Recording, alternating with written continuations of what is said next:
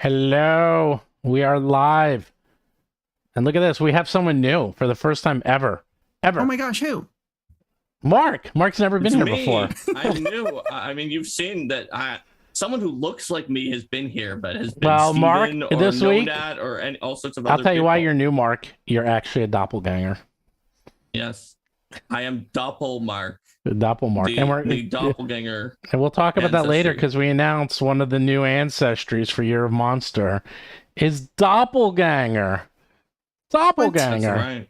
Actually, I'm going to show the art now because the art is insane. Look at that art. Holy crap, is that good art. Look at that. It's like... It is good art. It's really good art. And now we're getting the covers in. So as we get the covers in, we're going to like start showing it to everyone. So, because before it was like sketches and then it was individuals, and now we'll actually have pictures with backgrounds. But yeah, you too can play Doppelganger. I'll tell you, of all the ancestors we've announced, this is probably the one I'm kind of most interested in myself. So, Uh-huh. Cool. Well, so far it seems like the internet, if I can use like likes and other things like that, has been more interested in nymphs than the other ones that I've put up. I know. But Actually, I was surprised. Newts are cool. I was actually very But surprised they were we'll so see interested how in that. doppelgangers do. Doppelgangers may do better. Yeah, I'd be Wanna be a curious how you nymph. play Doppelganger. So I got a whole bunch of gifts or presents I'm going to show today. First up, we have the Dragon Yes, Book. the very first one. That's so It cool. finally came in. Hey, Lucifer, subscribe to the channel. Ooh, I wonder what your alignment is. Lawful Hey, good. hey, be nice to Lucy. Okay, so here we go. The book's all done. This is the Pathfinder one. Dun, dun, it's on its way to America. These are the Yay. ones that are sent FedEx. Super expensive. So, not going to do that. And, can you hear this? Can you hear? We can hear the sound of the metals clinking. They're Yes. very heavy. So, for RPG Superstar, the weird coincidence is that, you know, there's these coins, these medals I made for Sure. RPG Superstar. And then I said, you know what? You could turn these into challenge coins and then make them coins. So look, if you win, you will get Oh, an that's actual medal. Look at that. That's the... Didn't you say judges got them? I'll get you some. Maybe I'll make a judge coin. Here, so You these... said you would. there's I will. So there's like the silver, that's the bronze, here's silver. So cool. We're still working on them, like you'll see. They're heavy. They're really big. They're over Which 2 is inches. heavier, Chillot or these metals? You know, the funny thing is, I thought they feel incredibly heavy, and I weighed them, and I thought it was like a couple pounds or less than a pound, and I'm like, it feels like 10 pounds. I Now- mean, something that's that size and is almost a pound is still pretty Ooh. heavy. Now Oh, this and is that one looks really this one I'm shiny. redoing because you can't What? read it. It's Well, really because hard it's to read it, yeah, you but can't it's see shiny. anything. It's so shiny that it actually Oh. loses detail. It's actually too shiny. So I'm redoing that one, and then the grand Ooh, shiny. prize, same thing. The grand, look at that! It came out the dual tone and everything. And there's actually Yeah. paint That's in really there, cool. but again, Yeah, too shiny. Too it is shiny. just a little shiny. When you had it facing slightly downwards, we could see it a little Yeah, more. yeah, But at the it's- wrong angle, it was too shiny. Yeah, like if you do That's it true. right, like there, it's like you can see, but then all the details get lost as opposed to something like this one where you could actually Yeah, you see. can True. tell because it's engraved in more. Yeah, with the lines it's on actually on it has the black highlights. I was gonna Well, say there's a little yeah. bit of ink in there. Yeah, so Yeah, I'm there redoing them. definitely is. I'm gonna get reprinted. So be patient, everyone. And then even like this copper one, like I'm trying to make it a little bit. I mean, trust me, these things are Yeah. nice. The And then we're gonna silver get one little seems like it stands. has some of the most ink on it too. Really, Yeah, the highlight out silver. Like also it Yeah, the engraved silver the those- middle. silver. silver and the gold. I think. Yeah, I'm gonna Mhm. redo 2 of them. So Okay, there you go. So get excited, everyone, for your medal if Yeah. you are a winner of RPG Superstar. yeah. So if you win, and this should be a big deal next time because it's like people are like t-shirts, and I was like, I kept thinking about it. I was like, I bet you I could do something cooler than a t-shirt. And then I'm like, you can only win these if you win. And there's no other way. And the other thing that'll be cool is like the grand prize one. This is it. There'll only be 2 of these. Only 2 of these in existence. Of course, I got a whole stack of them next to me, so ignore what I just said. But Except for circulation. me, There'll be like it's two in circulation. circulation. That's right. You don't count as having them. I know. You're just a warehouse. I have the warehouse. You're a warehouse with fancy books. I know. Steven Look is at the all these books. Look. warehouse of everything. Yeah, so I am a warehouse of everything. Do you have a background in running warehouses? I do now. Okay. Someone got I got the Battlesuit Bestiary in and it was all damaged because of shipping. I have no control. And then I was like, what do you do? And I found out and did that. No, I actually, because if you write and you have an issue with something in Battlesuit, it goes to me and I'm the one who fixes it. That's right. It's actually is the fixer.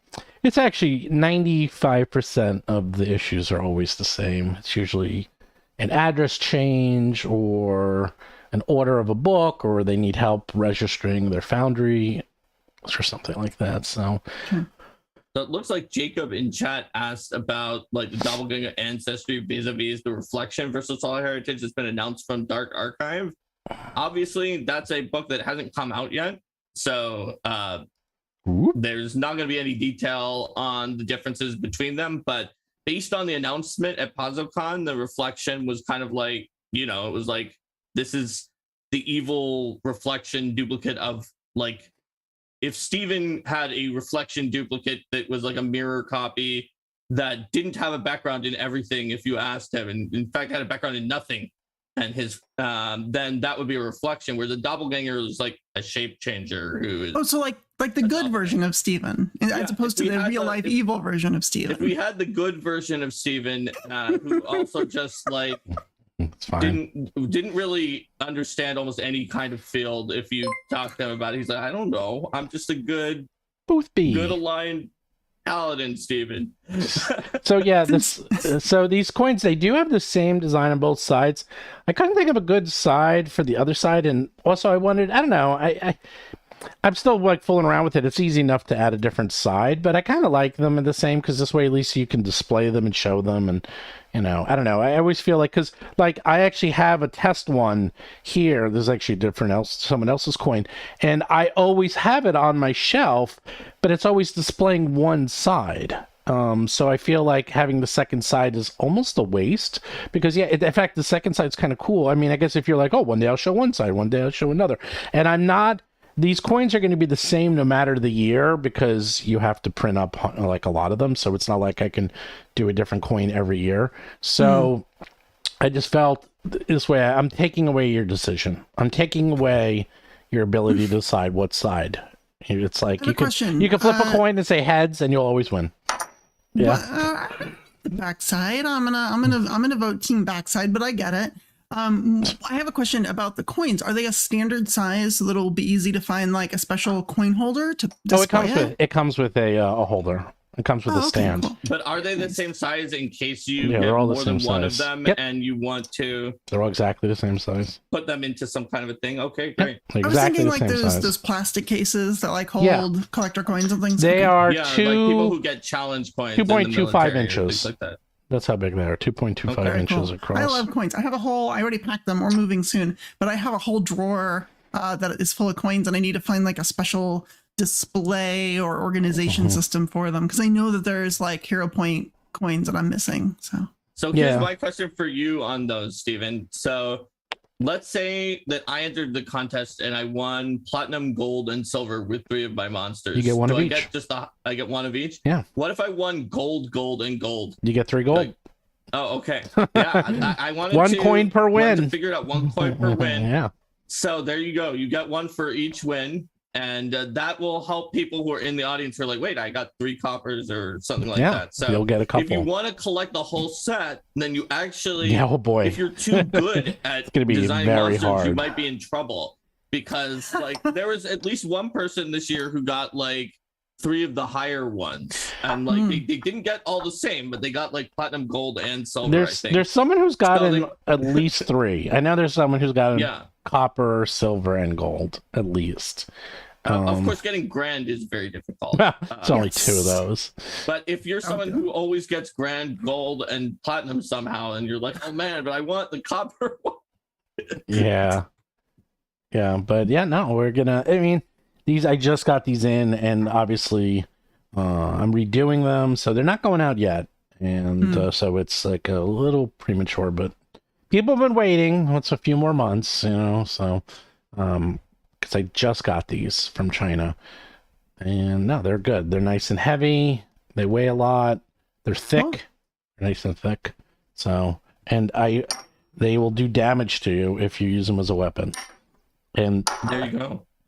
I don't know why they feel insanely like I'm holding it. They feel insanely heavy, but I weighed them. So And they you were just throw them 0.8 at pounds. people like Setzer and They're like in shuriken. Final Fantasy VI. They're like Yes. shuriken. Yeah, sure. Why not? 100% yes. Why not? We Okay. could. Those are telekinetic projectile ammo if I ever saw it. There And you these go. these are both for 20, 21, 22, 23. It's going to be the same because you have to do minimum runs of like several hundred.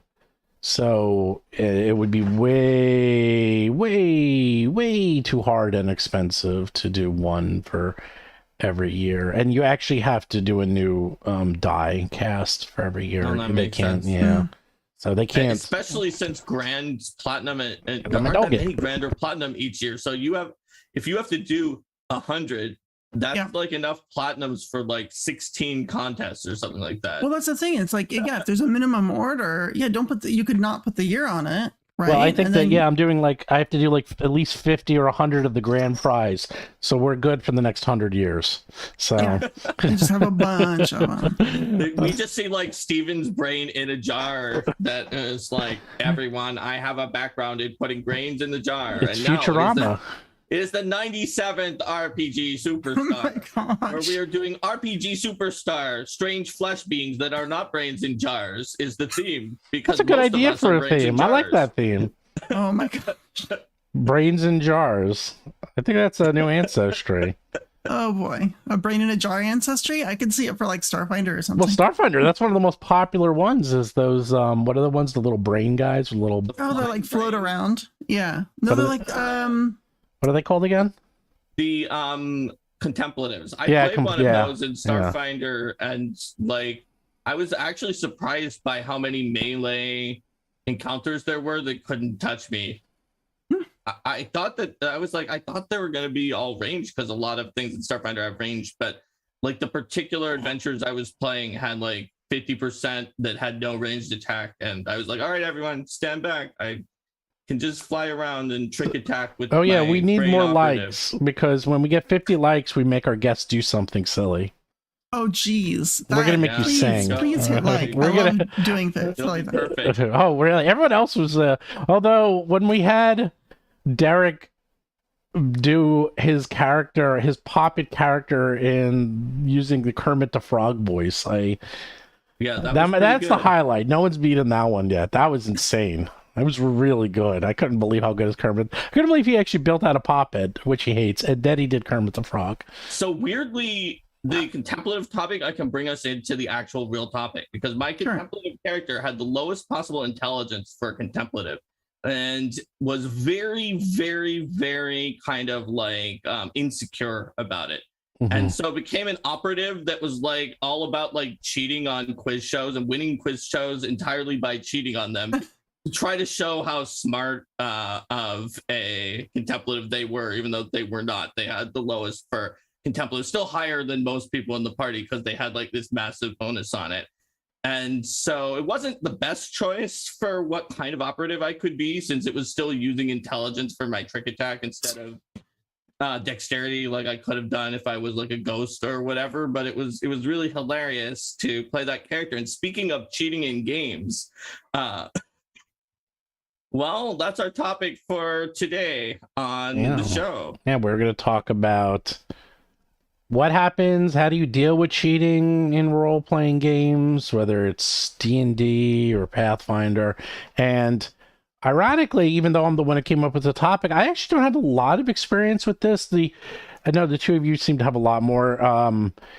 One of the main reasons is I play with mostly friends, and we've been playing for so long that it just doesn't happen. You know, it's like I've been playing with the same people, and I see an army of cats in front of Vanessa. What is There you going go. on there? There's just one. She desperately wants attention, and she Oh. doesn't like to be Oh, my held. So I'm dog's giving over her here. a bunch of attention she doesn't want, go. so that she'll calm Zoe, the who heck was down. on the stream last week, is sitting right by me There sleeping. we go. Um, I guess I'll bring a Leshy or something. yeah, well, she's sleeping. I'm not going to pick her up. But I will say the only thing we ever did is I ran for Goodman Games the DCC tournament, and that is the tournament at Gen Con. It hasn't been run for a while.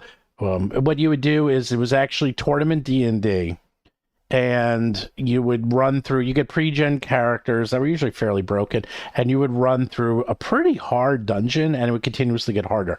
And since it was tournament D&D, it was funny that when I first was brought on, they had a lot of problems with dice rolling because people would either bring their own dice, or the worst, I hated when people had dice that you couldn't read and they're speckled, or someone's like, oh, I only use like their iPhone for rolling dice. So I said, very simple, because I actually saw someone else do this. I got a D20 that was the size of my head. I mean, it was like this big. And the rule was everyone uses the same die. It's a D20, and it's impossible for you not to see it. It was a big black and white D20.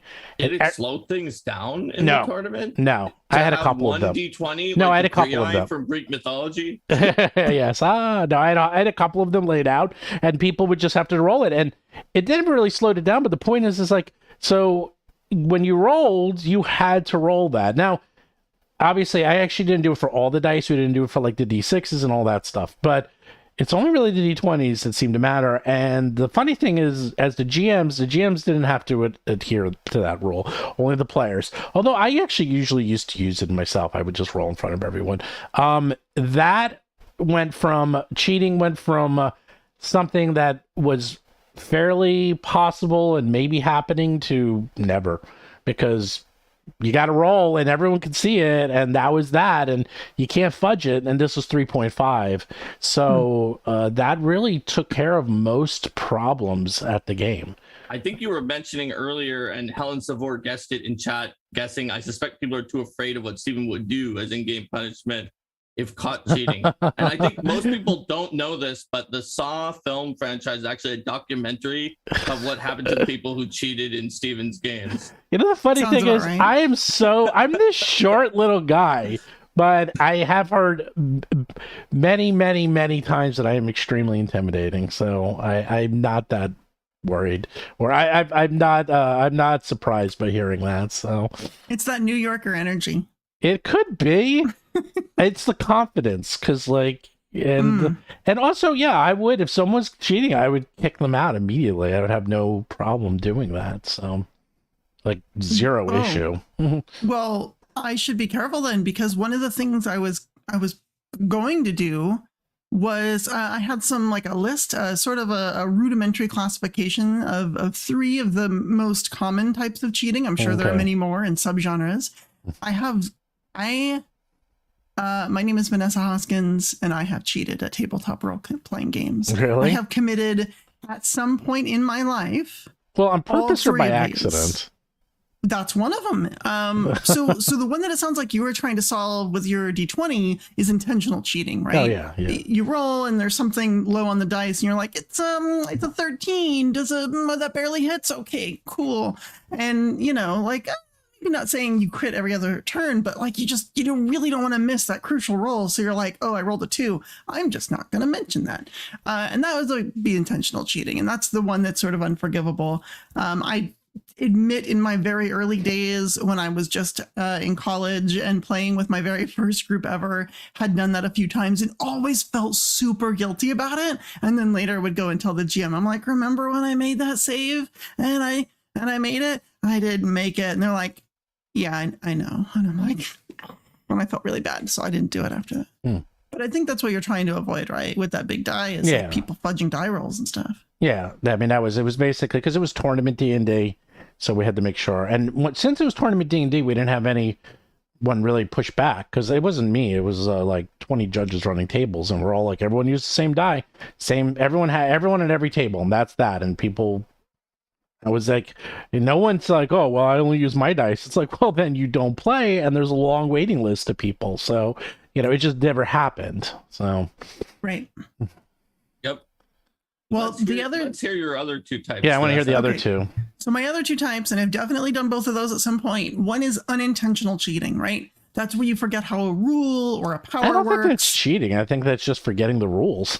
Sure, maybe, but I mean, some people see it that way, especially when it's like forgetting it in your favor. And I have done this on your show on Third Ring Adventure Oh yeah, as because like you're banned. There you go. Well, like I forget what it was. There was some swashbuckler power that Alhara had since first level, and in first and second I level, know. Yeah, I remember this. yeah, I played it correctly every single time. I remember. And then eventually I kind of forgot like all of the clauses and requirements and like all the subtleties of how this power worked. And I just remembered the basic premise. And then all of a sudden at level 10, I'm like, I have been doing this wrong for months. That's not cheating, because you know what? Here's the thing. And actually, Mark, everyone makes mistakes. Yeah, including the game's designers. Yeah, I mean, everyone makes mistakes, and I'd be curious what you think of this, Mark. The way I play is I make it that the PCs have to sort of know how their characters run, and I sometimes know, but not Players always. Or the PCs? The players. The players have to know how their characters run. Okay. And otherwise, that's a very order of the stick situation. Yeah. Like, no, I took this feat at 8th Well, level. Trust me, I know was how to like, do this. Durcom would be such a good fighter. Well, you know what I mean. Like, basically, yeah, you know what I mean. So basically, you have to know how to run your character, because I have too many things to deal with. And that's all I ask, is that you know your abilities and you know your spells that you're casting. I have to do everything else. And I really put it on the players to know how their characters and their abilities work. And every so often they will make a mistake, and to be honest, I don't always double check how these things work. The only time I'll double check is if a PC decides to grab a character and jump up in the air with that person, and then drop the monster from a high level. And I think that sounds overpowered. Let me double check. Cool, Let me double check with Mark if that's allowed. even And the then, answer is that's no. Even then, that's not cheating. That's trying to do something creative and allowing you to adjudicate it. True. We allowed it. And he died before he even left the ground. So yeah, that didn't matter. In that case, it was legal because you can carry a corpse wherever you want. Right. So, and then you can drop the corpse. By the way, dropping is a free action, Mark and I determined. So Release release action. Yeah, it is a free action. It doesn't specifically say that it works for grapple, which does have a specific duration, but it would be pretty the things you're holding. Given that release said things you're holding and said, for example, and lists some examples, it feels like if you're using your hand to grapple someone, that you are also holding them in your hand. Yeah. Well, just because I saw drop prone, because people were stunned when drop prone. That's an action. Because people, it used to be like, I think, a free action. Right, in PF1, it was like a free action. People are like, I drop prone. I'm like, that's an action. Like, what do you mean that's an action? I'm like, it's an action. That was really now. confusing to me, that change. Because it seems like it's usually mostly negatives to intentionally drop prone, right? And it seems like the sort of thing I would almost want to make a free action or a reaction. So if you're dealing with a bladed scythe trap or something, or like, wait, can I drop prone and like get a bonus on my armor class, to hit the deck? Things like that, because it's generally a bad thing to be prone. So. Well, so by the way, if you have any questions, we will answer them in chat, but super chatting is the way to go. Subscribing is the way to go. Any of those, you get your questions answered right away. So, yeah, I would say that it's generally like, at least it's different than what many people would call cheating when you do it by accident. But some people do call anything that's not the exact rules to be cheating, even if it's completely unintentional. And certainly I know that people who actually did regular audits in Pathfinder Society found that most of the mistakes that were made on character sheets were actually against the character's favor, which proves that like almost all or a very high percentage of these are unintentional, unless someone was intentionally weakening themselves by screwing up their numbers. I would agree with that. Most of the time, back when I was Avenger Captain, that I would do audits on characters, it wasn't because I thought they were cheating, was because people were like, hey, can you make sure this is correct? And I'd put it through Hero Lab or some other piece of software and find out, or just like redo their accounting on what they purchased and be like, did you know that you bought a mithril breastplate 4 times? And they'll be like, oh, I kept forgetting to put it on my character sheet. So I just kept buying it again and then kept forgetting to put it on my character sheet. And so I just let them like refund 3 of them. I'm like, you can just have these back. You know, here's all your cash, go spend it on something fun. Because no one wants 4 mithril breastplates. Yeah. In like the modern day where things that we're doing are sometimes like on Foundry, I'll sometimes like, there have definitely been times where like a monster attacks and like, does that hit? And then like one time Linda was like, that hits. I was like, that felt like her AC was too low because I have a very strong sense of what like a level 6 Swashbuckler's AC would be. So I was like, are you sure that's your AC? And then she checked and like, you know, Foundry had a glitch or something had been like de-equipped from her. And it had put it down by 1. So it was in fact 1 higher than it said. And so that's something that can happen too now that people are using virtual tabletops, is that the VTT can wound up having something unchecked that will mess you up or help you. In one case, Linda had 1 too low AC at that point, but she also had like 100,000 AC from another glitch, which I think I tweeted about and people were amused by. And that was also not on purpose that she had 100,000 AC. Really? That sounds pretty good. It wasn't on Everything's purpose? a critical miss forever. It wasn't on purpose. Actually, that's something, because that's something else that helps cut down on the cheating, is that for I think something like 12 years now, I play exclusively online. And I also program, excuse me. Sorry, I had to sneeze. I program most of the tools myself, so I know if they're cheating because you could see it. Like, you just roll over and see what all the rolls are, and it's incredibly hard to cheat on the VTT. I mean, and Vanessa just told you that she did, although by any of our definitions, yeah, it but that's not cheating. Yeah, but I'm talking about like, rolls. yeah. I'm talking about actually changing the rolls or things like that. Even Vanessa programmed all the macros for her latest character, but they're all public. The roles is just the way it works, so I can just see what everything is. That makes sense. So Vanessa, you give us intentional cheating and unintentional what's cheating. The third what's one? The third kind? I have a third one, and I have a special word that I think will resonate with Pathfinder players. I call it lawful cheating. Now, this isn't necessarily cheating in terms of being purposefully deceptive. This is the sort of things you'd expect a devil to do, right? This is a lot of those rules as intention versus rules as written sort of arguments, a lot of loopholes, a lot of I grabbed something from these 3 splat books that were never intended to work together, and then all of a sudden I have some superpower.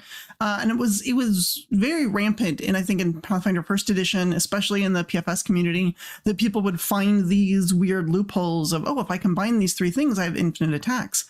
For example, in Pathfinder First Edition, I had a way to have a character have, I think it was 32 attack rolls in a single turn with optimum conditions. I never got there. I got to 31 once, and that's a story for another time. But, you know, it wasn't, there's nothing illegal about what I had done. Everything works the way the rules say that they do, but it certainly wasn't intended to give any player 32 attack rolls in a single turn. Like, that's absurd. That's probably true. Was it based on like using AOs when something attacked you and having a lot of AOs? Basically, it was a bunch of AOs, and also one of the monk stances. Yeah, one of the monk stances that got attacked. Style, right? I think so. Yeah, might have been. I'd have to look, but yeah, it was one of those where like if you attack me, then I get to attack you first, and all this other stuff. Yeah, that's snake style. Yeah. If I provoke an AOO, if I provoke an AOO, I can attack you first, and I can do these things, and I get a free. One of them was like a free attack if I knock you prone. And because it says you get an attack, not you make a melee attack, I'm like, well, like other rules had said tripping is an attack. So I'd be like, oh, so I run past you and you attack me. And so like I'll let you get, and I didn't get the 3rd feet in the tree. I'd let you get your free swing. And then when you were done, I would trip you in turn. And if I successfully tripped you, I got another free unarmed strike. And I would either use that to attack you or sometimes disarm you. And so, which is also an attack roll. Yep. So a lot of the time it was just like, I would run through crowds and trip people and disarm them. And after my turn was over with a monk with like 100 and something foot of movement, and just double moving almost every turn, then that would happen. I also had an Unchained Monk, so I could do that jump attack, like jump kick. So I could move a bunch and then full attack. So like I figured out a way to do all this stuff that just made it absurd.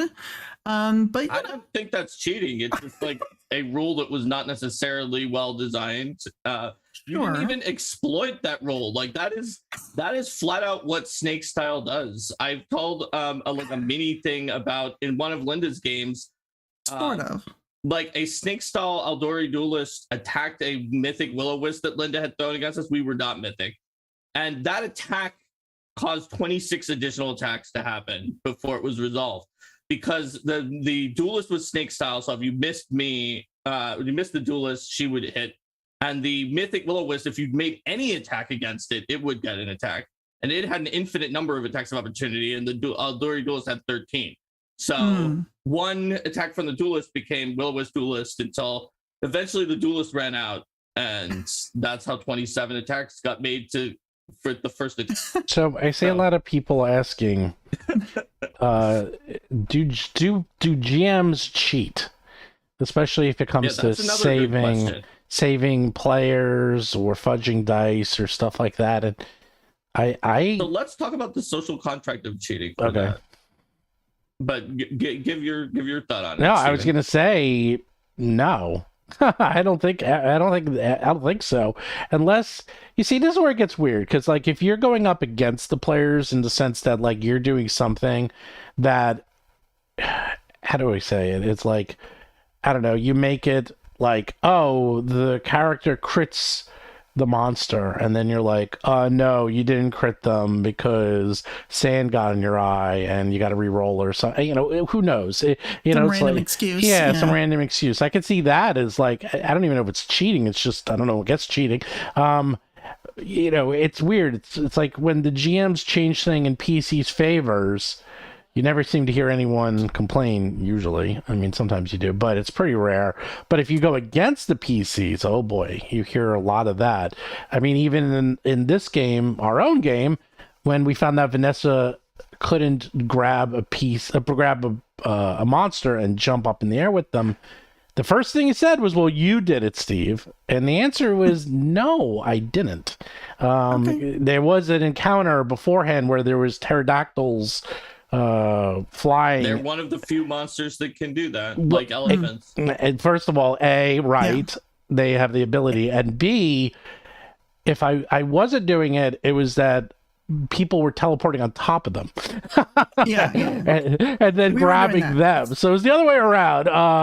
But no, I didn't. And that's the thing. It's like, but it's interesting that's the first thing people do is like, well, you did it as the GM. And it's like, I think we recall moments where that happened, but like, because we don't know encyclopedic knowledge of all the creatures, we're not like, oh, they have a special, we just remember this event happened in the narrative of the story, so I want to do it now too because that was cool, but I don't have that ability. And that's something else. Is like, is it sometimes PCs think, and this actually just goes into the way, especially Pathfinder 2nd edition, not so much 5e is written, monsters have abilities that PCs just don't have.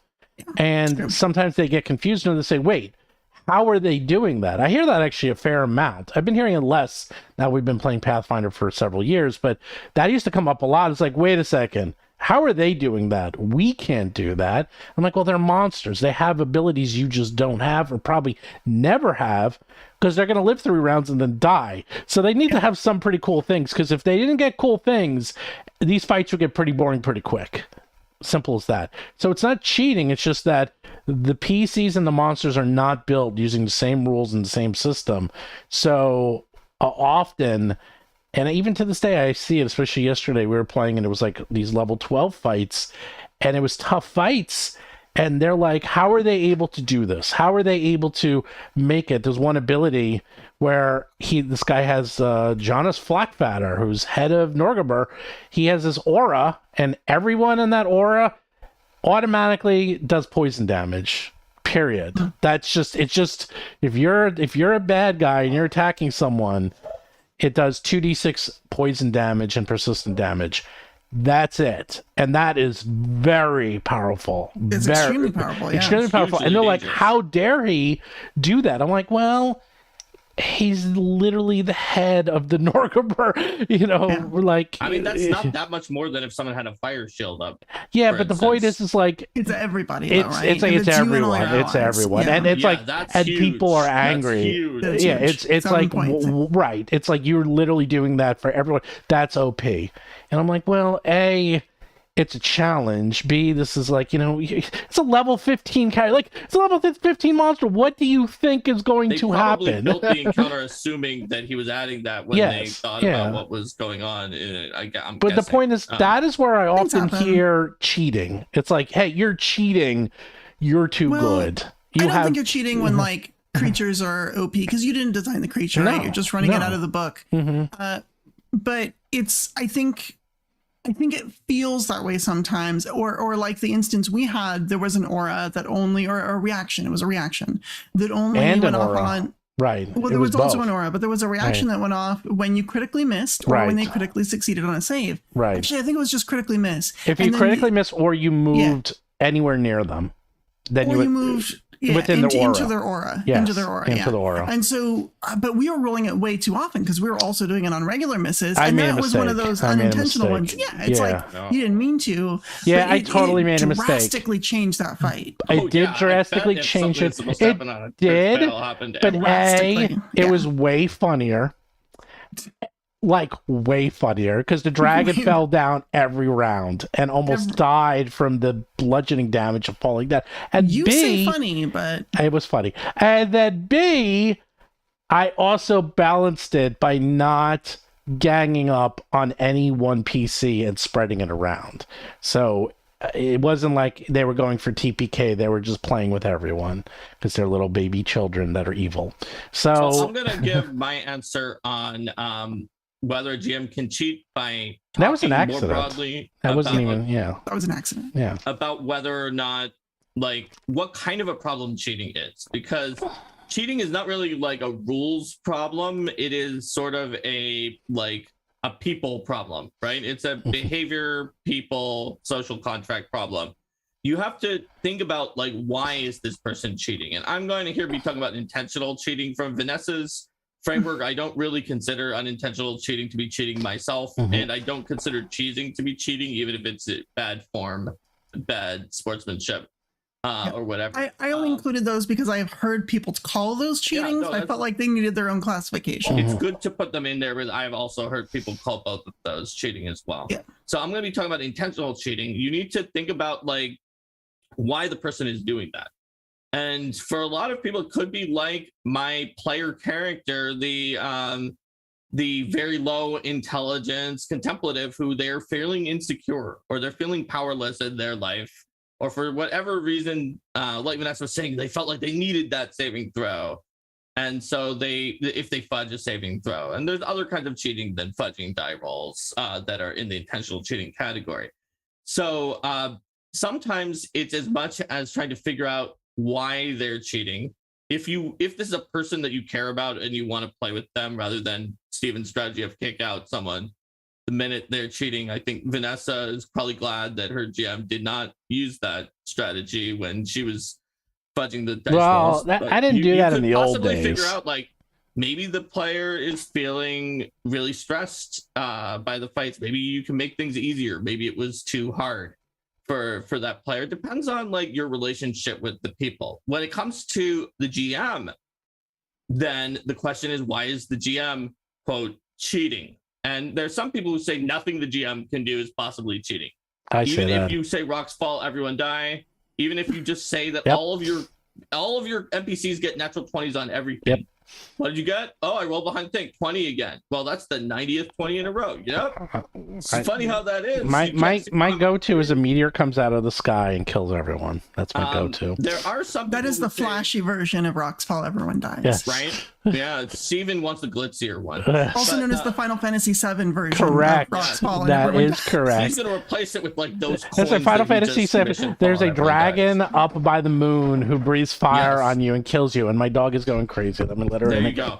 Speaking So of Final Fantasy VII, shout out to my t-shirt. yay. So in terms of whether a GM can cheat, then it sort of also matters what the GM's motive is for doing this thing that may or may not be cheating, depending on your definition of cheating. And I feel that whether a GM cheated or not comes in terms of the social contract with the players and what the players' expectations are for the game. So if the GM is going to tell the players, yeah, you know what, I'm going to change die rolls in order to just make the story more interesting or save you guys if the dice are being really, really mean, and then the GM does that, it's not cheating because they have that expectation.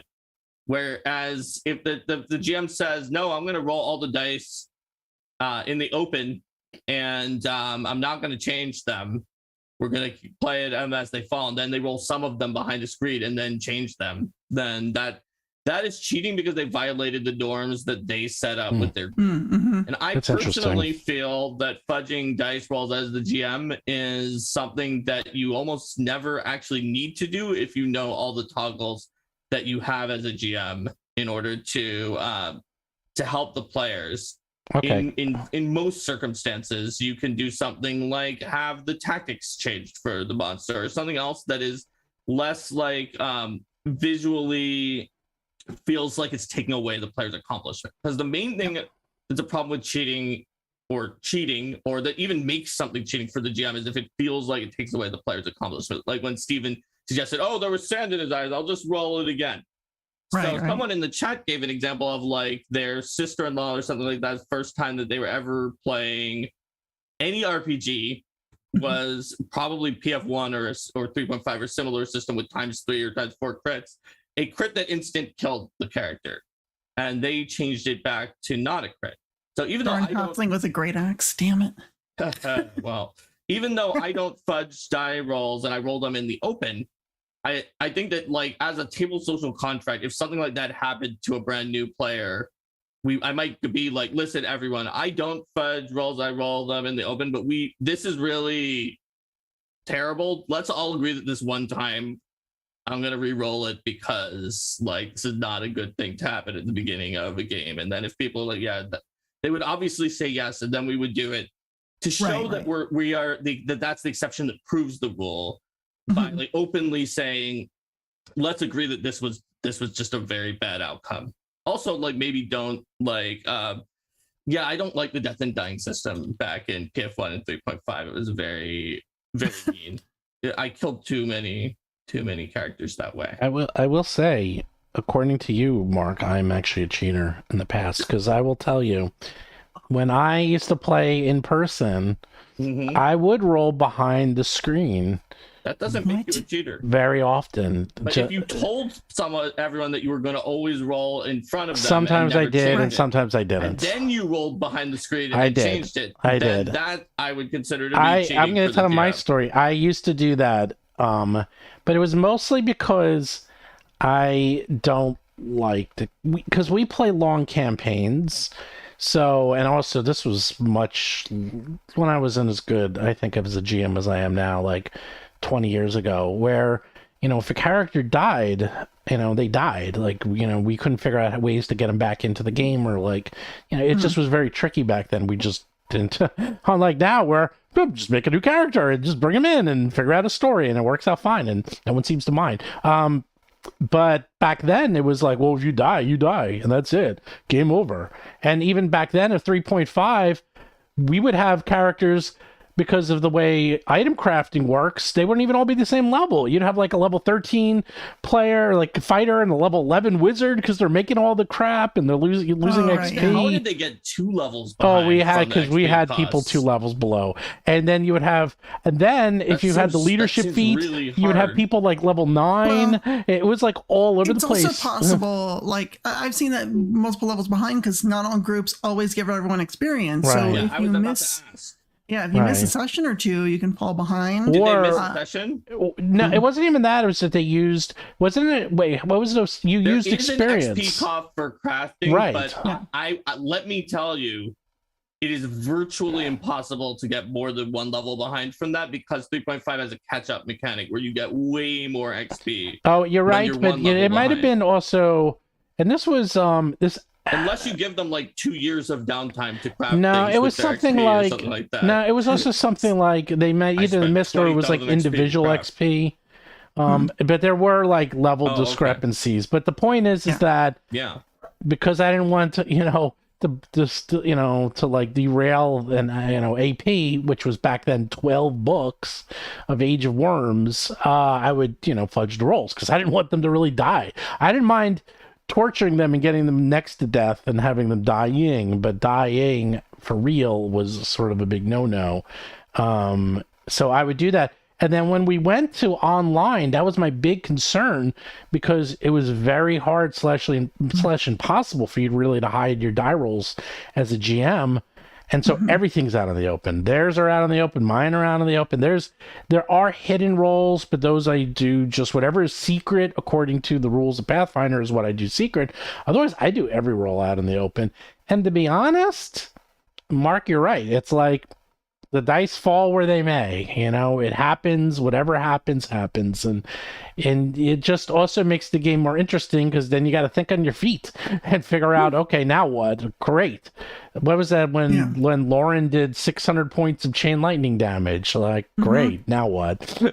And I want to make it clear in case I gave the wrong impression. I'm not saying it's bad if you want to roll all your dice hiddenly behind the screen. Yeah. If your social contract with the players is they kind of know that you might be fudging things in their favor and they like that, that's great. That's fine. Like, that's not the style my group uses, but that's not because I think the other style is wrong or it's cheating to do it that way. It's just like, that's just what you want to do. Yeah. I mean, also, I've gotten to the point that it's like if you want to kill the characters, like this other day, we had a pretty big fight just 2 days ago with the Vanessa's group, and they were spreading out the damage. If I didn't spread out the damage and just went after one character with all the monsters over and over and over again, they would have died.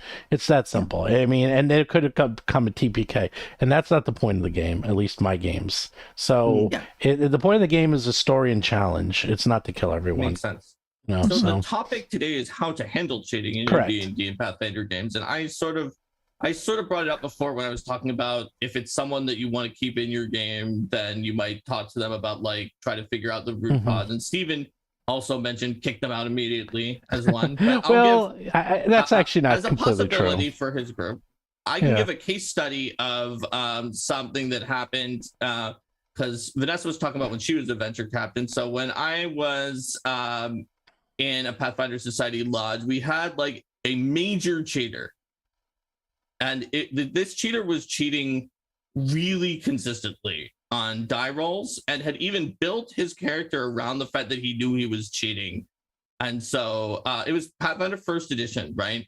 So what he did was AC armor class. That's where all his money went. And then like weird consumables that could handle situations that you didn't like the dice wouldn't be able to get you out of. The reason being, it was like people were like, are you sure you're not going to upgrade the accuracy on your weapons? He would get damage on his weapons or your cloak of resistance. Everyone in Pathfinder First, for people who haven't played First, would upgrade the cloak of resistance. So, no, I don't need that. I'm going to get more AC. And the reason being is that he didn't get to roll his AC.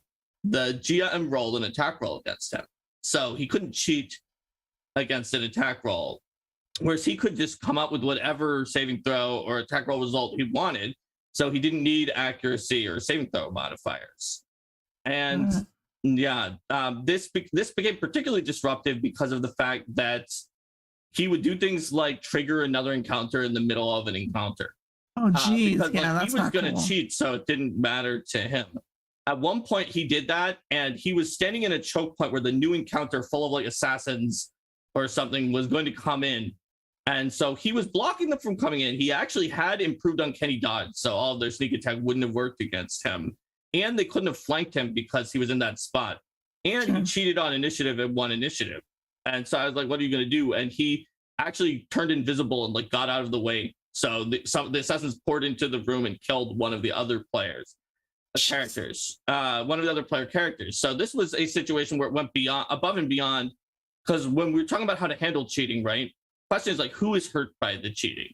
Mhm. If someone is cheating to make their character better, who is hurt by it? In general, people might have their fun hurt if it's obvious that there's cheating, and then it's tarnished the same way that if a GM is cheating, is quote cheating or fudging for them, they might have their fun tarnished. They might also feel the spotlight is taken off of them by the super character who makes every check and is doing tons of damage because they're constantly critting the enemies. Mhm. So they might be harmed by that.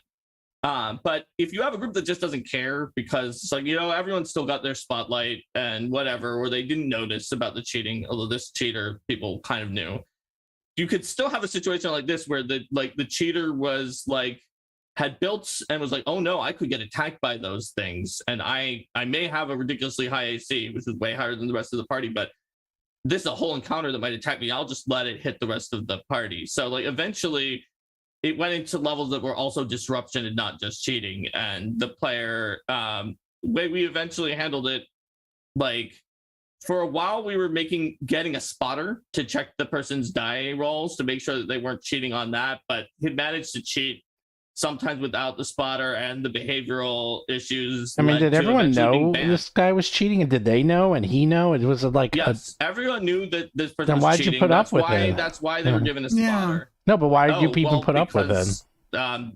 The venture captain did not ban this person until later. Yeah. Well, there you go. I'm like, seriously. I mean, he was eventually banned. That was the eventual outcome. Or why doesn't the GM just say, it's so funny because because it was an organized play game, and but it's like if the venue I don't know, and the venture office, the highest ranking venture officer in the area weren't banning the person. I know, but in my opinion, it's like if you're gonna cheat, then I'll cheat. It's like, oh, I rolled natural 20, you miss. Like, what do you mean? I just rolled natural 20. That means I hit. It's like, you miss. I don't know how. Sorry. Next.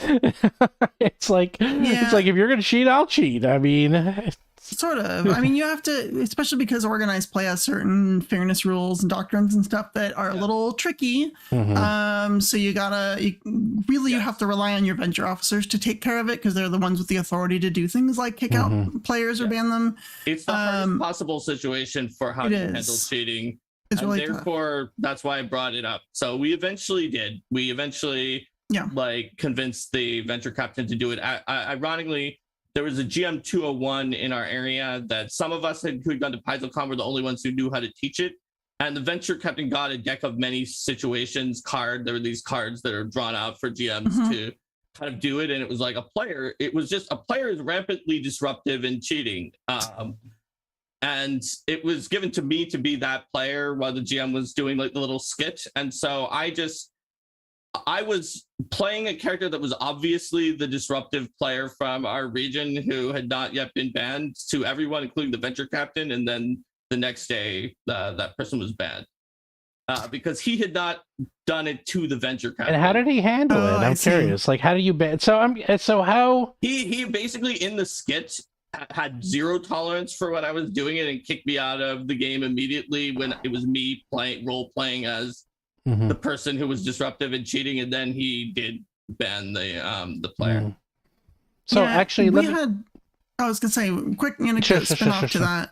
We had a similar situation. It wasn't quite as egregious, but just a player who, if it was like a big hit or an important thing or whatever, would be like, I'm gonna turn the 3 into a 13. I'm gonna turn the 2 into a 12, and it would basically do that on and off. And people would say something about it, but he was also the type who would roll his die and then quickly pick it up, right? Oh, yeah. And basically what we ended up doing was just kind of letting the game play out. Like, unless someone at the table is like making a big deal, we just let the game play out. It's fine. And then afterwards pulling them aside and being like, hey, don't do that.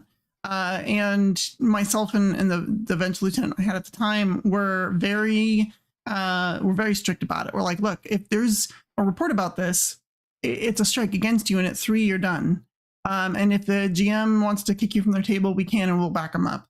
And he was pretty annoyed. And I remember the very third strike was that because people kept seeing that he was changing the number on the die, he had one of those D20s that just went from like 11 to 20 twice.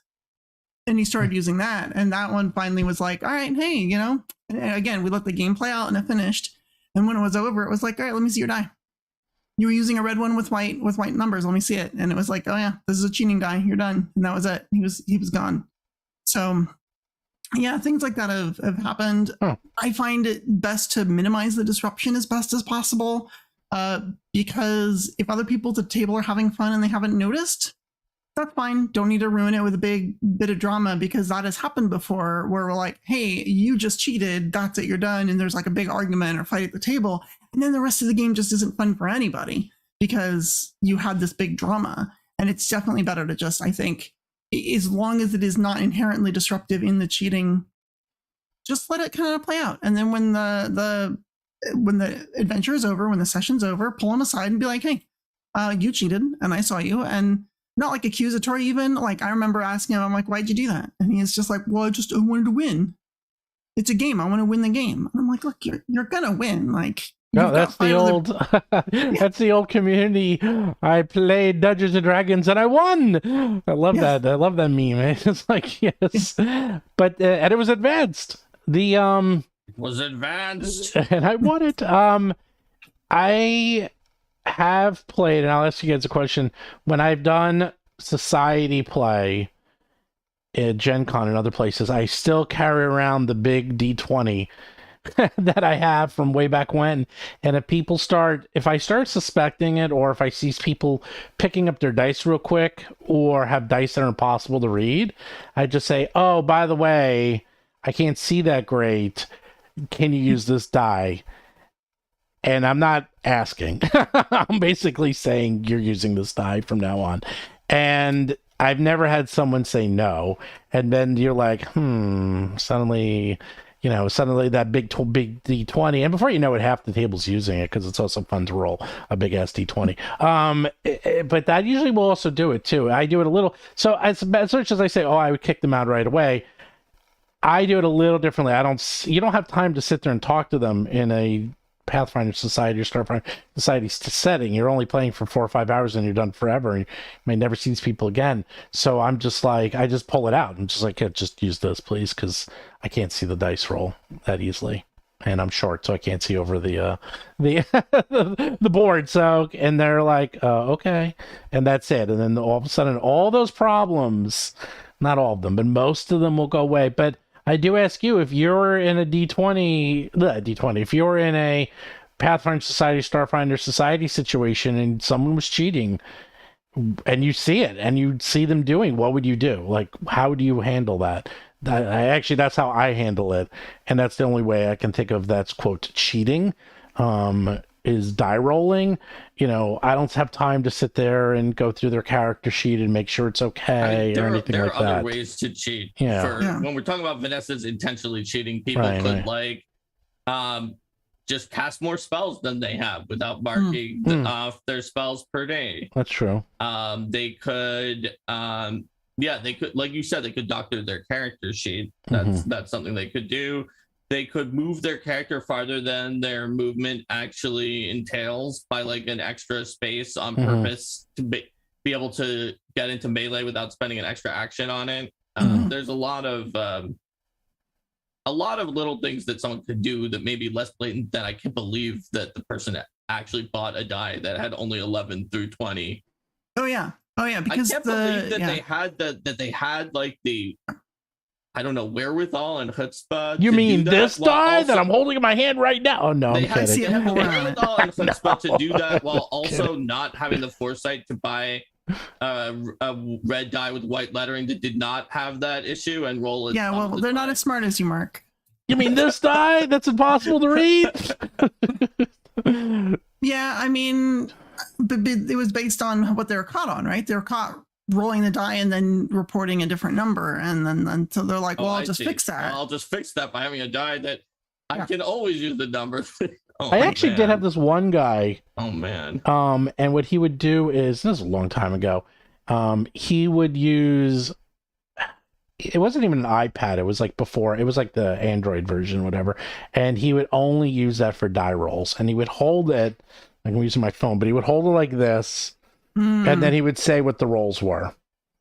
And that was it. Mhm. And he never showed, like, we're like to see it. He was like, no. He would never like show you the rolls. He would just say what they were. And it was like the weirdest thing. And this is a long time ago. And I was just like, okay. And like I was with my friends and they put up with it. It actually was Seth and Chris and the guys in the other podcast. And I'm like, all right, if you guys put up, and they were his friend. And so I was like, all right, I don't want to make waves. It's, you know, that he's their friend and they're my friend. So, and we're thinking, so when he rolled poorly, he did say he rolled poorly. It wasn't like, oh, I'm rolling a 19. Oh, another 20. What do you know? It's like, you know, he'd be like 3, 8, 12. Like, it seemed like he wasn't cheating. But the thing is, in the back of my mind, I'm like, is he cheating? Why won't he show? That was the thing. It was like, can we see it? And he's always like, no. I'm like, That's so why? weird.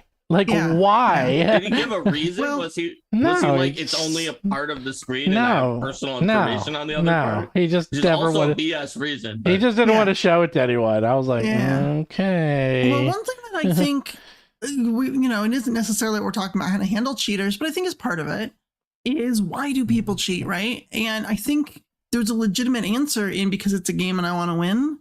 And I think a lot of that comes from tables where the GM and the overall mentality is like, this is a challenge, this is a game, and you might get to the end if you're good enough and smart enough and make good decisions and are lucky, right? And it's like, well, the luck's the part that I can kind of fudge as a player. You're like, I can cheat that. And it becomes like a challenge against the system. And they see it more like you would see a board game, right? You want to win the board game. But if you come to role playing from a point of view of telling a narrative story, right? Telling a group story together, and the dice just introduce some randomness. So we're not just deciding how the plot goes. Maybe you'll get hit, maybe you'll die, maybe some hag will steal your soul and run away. Who knows? But the dice will determine that. If we're playing a narrative system like that together and you trust your GM to help make a good narrative story, then I think all of a sudden there's really no reason to cheat anymore because you're going to win no matter what. You're going to get to the end of the story. Everyone wants to do that. And so you don't have to worry about like, oh, if I failed 7 times in a row, or like I've had times with Alhara where she would just roll 20 times in that battle and they were all 5 or less and she would miss every single roll. And it was really frustrating. And there were times where I'm like, I just want to hit once. Just let me be successful once. And you're not, but it's like, that's when you have to have faith that like the game will continue on and it's fine. And it's more about the communal experience than it is about winning. And I think that's the biggest cause I see for cheating. And honestly, the biggest solution. Maybe not, but I find that actually a my fascinating experience. topic, though, because I think that it's hard to understand exactly why other people cheat. I have said before, I think it's because maybe they're insecure or they want about what will happen and stressed out, or that they have sort of a power fantasy that they want to engage in.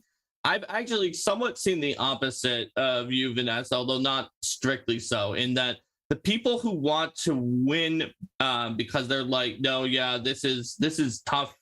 This is this is difficult. Like I play my video games on hard mode and whatever. They're the ones who are less likely to cheat because they will feel that they've only cheated themselves and that they didn't actually win because they cheated. Whereas the people who want to tell a story with role playing and like they have this big narrative arc for their character and they're kind of more chill about the rules stuff. I've like, and of course this is anecdotal for both of us, but it's slightly more likely to be like cheating, but not like endemically like the person I was talking about, but more of like, oh, that was a death saving throw. Well, I can't die here, so yeah, I made it.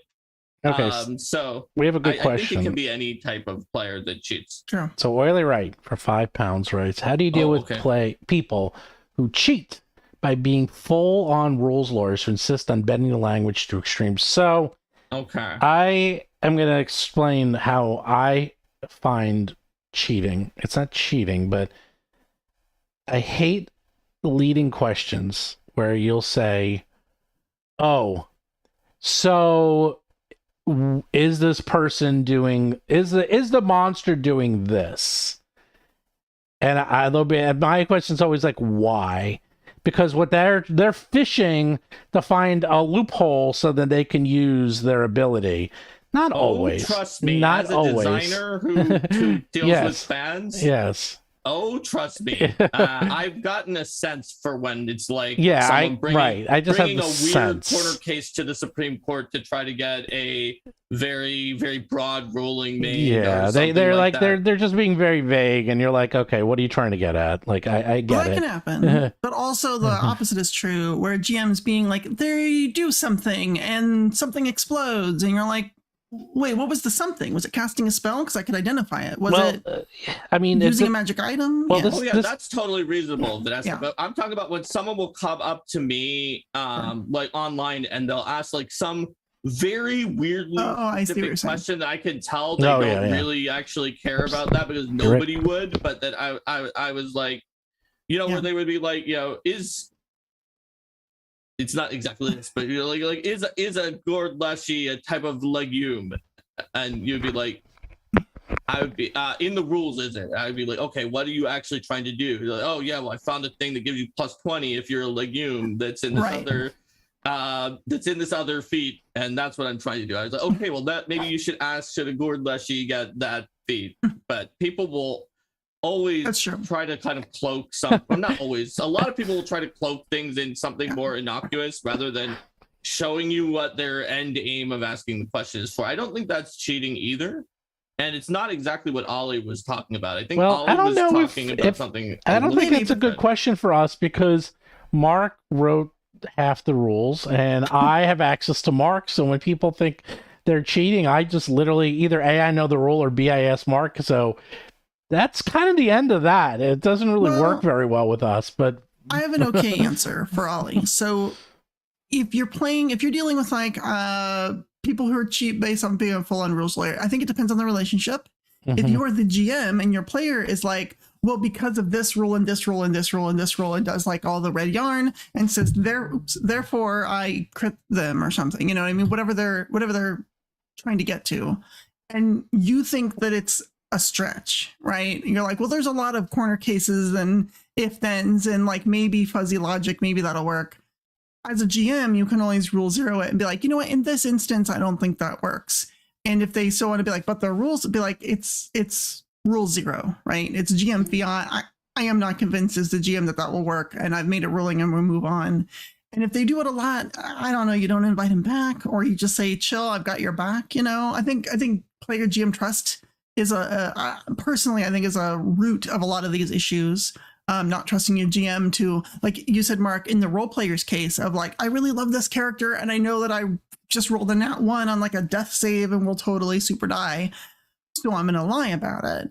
I think that if you have trust in your GM and that they have your back, you can say, yeah, my beloved character that I ordered art for and that I absolutely love and have an 8-page backstory on just died in the second session. Your GM might be like, it's okay, you're not totally dead, we'll get there, and like come up with some way for you to keep that character. And I think a lot of that's the trust. And so back to Ollie's question about rules lawyers, that sounds like someone who doesn't have trust of their GM and is like trying to prove through some advanced calculus that they can do what it is that they want to do, rather than just trusting the GM to be like, I'm asking for this one-time thing, or this one time I want to be able to do this, as opposed to, like you were saying, Mark, trying to set a precedent through some corner case that in the future they're like, well, then I can always do this. So I think that's where it comes from.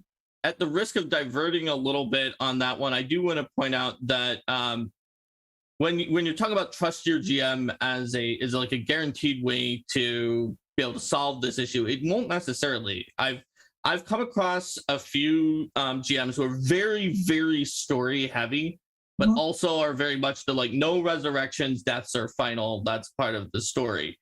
So you could have a clash with your GM as to what makes for a good story or what you want in the story. You could have a situation where the cheater knows that their GM will make the death final, because that's sort of like the GM laid it out in the social contract in session 0 as like that's part of what they like. Like honestly, for me, like there's a reason I stopped reading Song of Ice and Fire, was all the characters were dying off that I wanted to read about, and that's not my style. But I know there are people who like the grittier. Yes, any character is vulnerable, they're not safe, and that doesn't necessarily make them a rules heavy or mechanical person.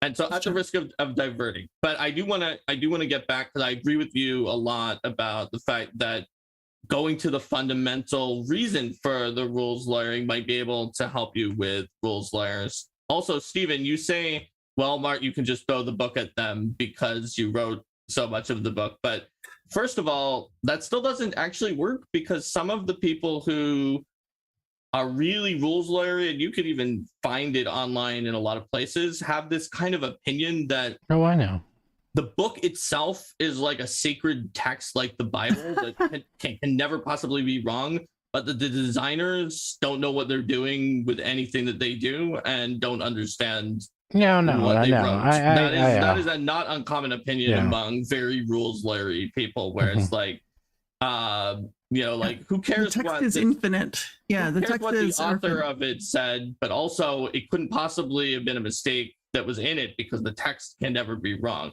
Right. And not only that, but I also didn't spring fully formed from the core rulebook like Athena. I have had situations with rules lawyers before I was a designer at Paizo, or with people, even when you talk about rules lawyers and Ollie is talking about them, you can kind of, like Vanessa, categorize rules lawyers in together with like any player who is going to kind of obstinately be rolling intimidation checks against the GM to try to get their way on a certain situation.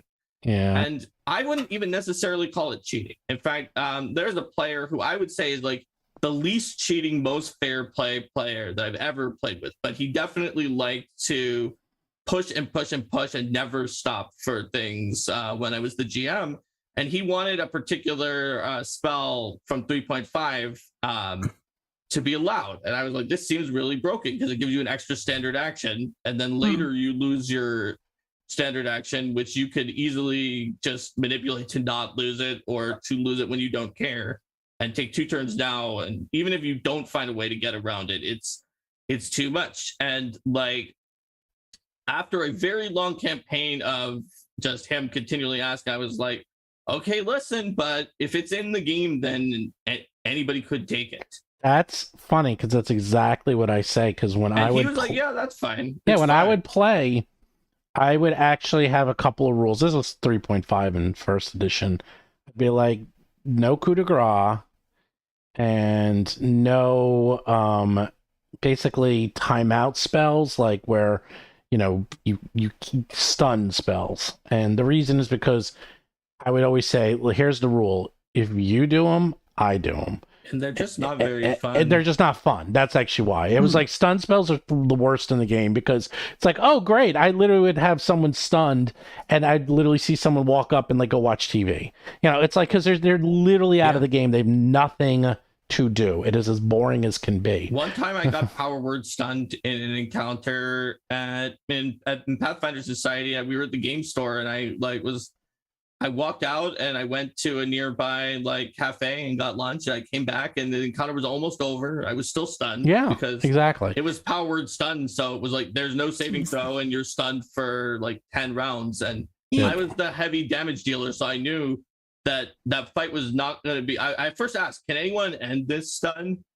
And they were like, "No, we definitely can't." Yeah. So I was like, "Okay, this is not going to be done by the time I get that back from lunch." rule. It wasn't. That rule, I use that a lot. Is if you do it, I do it, and you don't want me to do it. And that almost always worked. That didn't work for me, but it did lead to a TPK when I never used the spell for most of the campaign, but I did decide that the BBEG was going to use it because, first of all, I've been watching the party for a very long time and seeing the bard using it, and also somebody should use it, and it wiped them. And so they lost in the final encounter. That happened.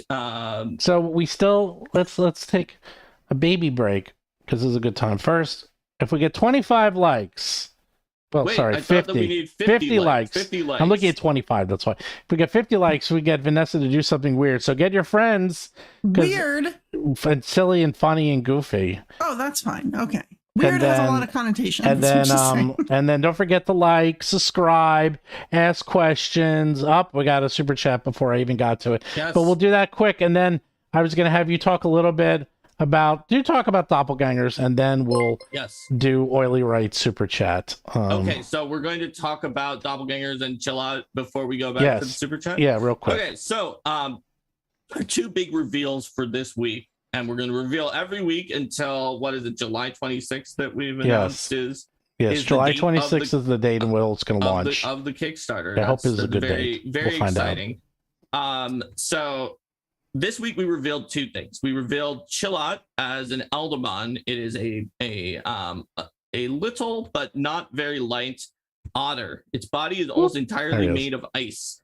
And so Chillat is actually like 20 pounds, even though it's only slightly larger than like a cat in terms of how big it is. And Chillat loves ghost stories. Like Chillat just wants to learn about ghost stories and spooky stories. Chillat hates they fight against Kushtaka, who are like evil otters that live in some of the same biomes, and evil otter people. And they love ghosts and spirit stories. And though their bodies run cold, their hearts are warm, and they're loyal companions. Their battle form is Blizz Otter, and they evolve into Glaciator. So that's the Elderdex entry number 16. The other thing for this week is Battle Zoo Ancestry's Doppelgangers.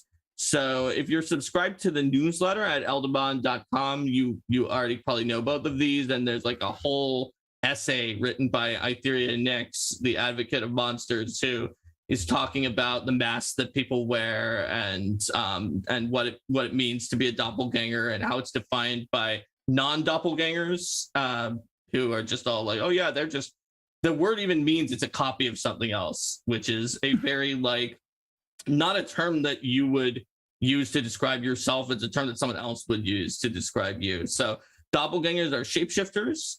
And so the doppelganger ancestry is something that Itheria mentions near the end of her essay, where some doppelgangers who have like just barely started learning how to shape change into another form, or who even are so proud of what their doppelganger silvery kind of mostly featureless body looks like that they're willing to go out and just be like, I am a doppelganger, even though everyone will suspect you forever of impersonating people.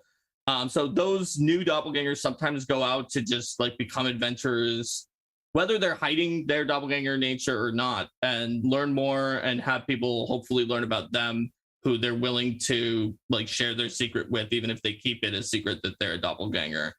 And so that's the ancestry. It'll start out with just like a little bit of shape changing because that's what you have for now, but you'll quickly be able to build up some really good shape changing capacity because you're a doppelganger. And that is our 7th ancestry. It joins demons, gremlins, oni, dungeons, expanded, intelligent weapons, and nymphs as our 7th out of 12 ancestries. That's right.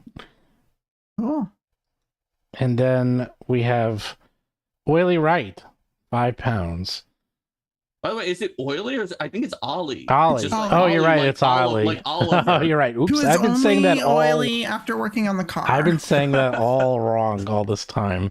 You have. Oh well. It's okay. I think it's endearing. They never. Is no Steven a rock or a Fedry? Someone asked.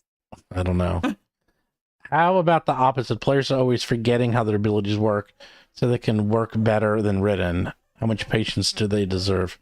Again, in my games, I basically ask the players know their abilities, and also I use Foundry VTT. So what happens is all the abilities are programmed, and I ask my players whenever you use ability, press the button, and then it literally appears from the book, the rules, and I read it to make sure basically on the fly they're doing what they say they're doing. So at least in the Foundry VTT, I do find once you go online, I don't think it's impossible to cheat, but it sure is a lot harder because at least the way we play, it's like everything's in front. All the die rolls are there.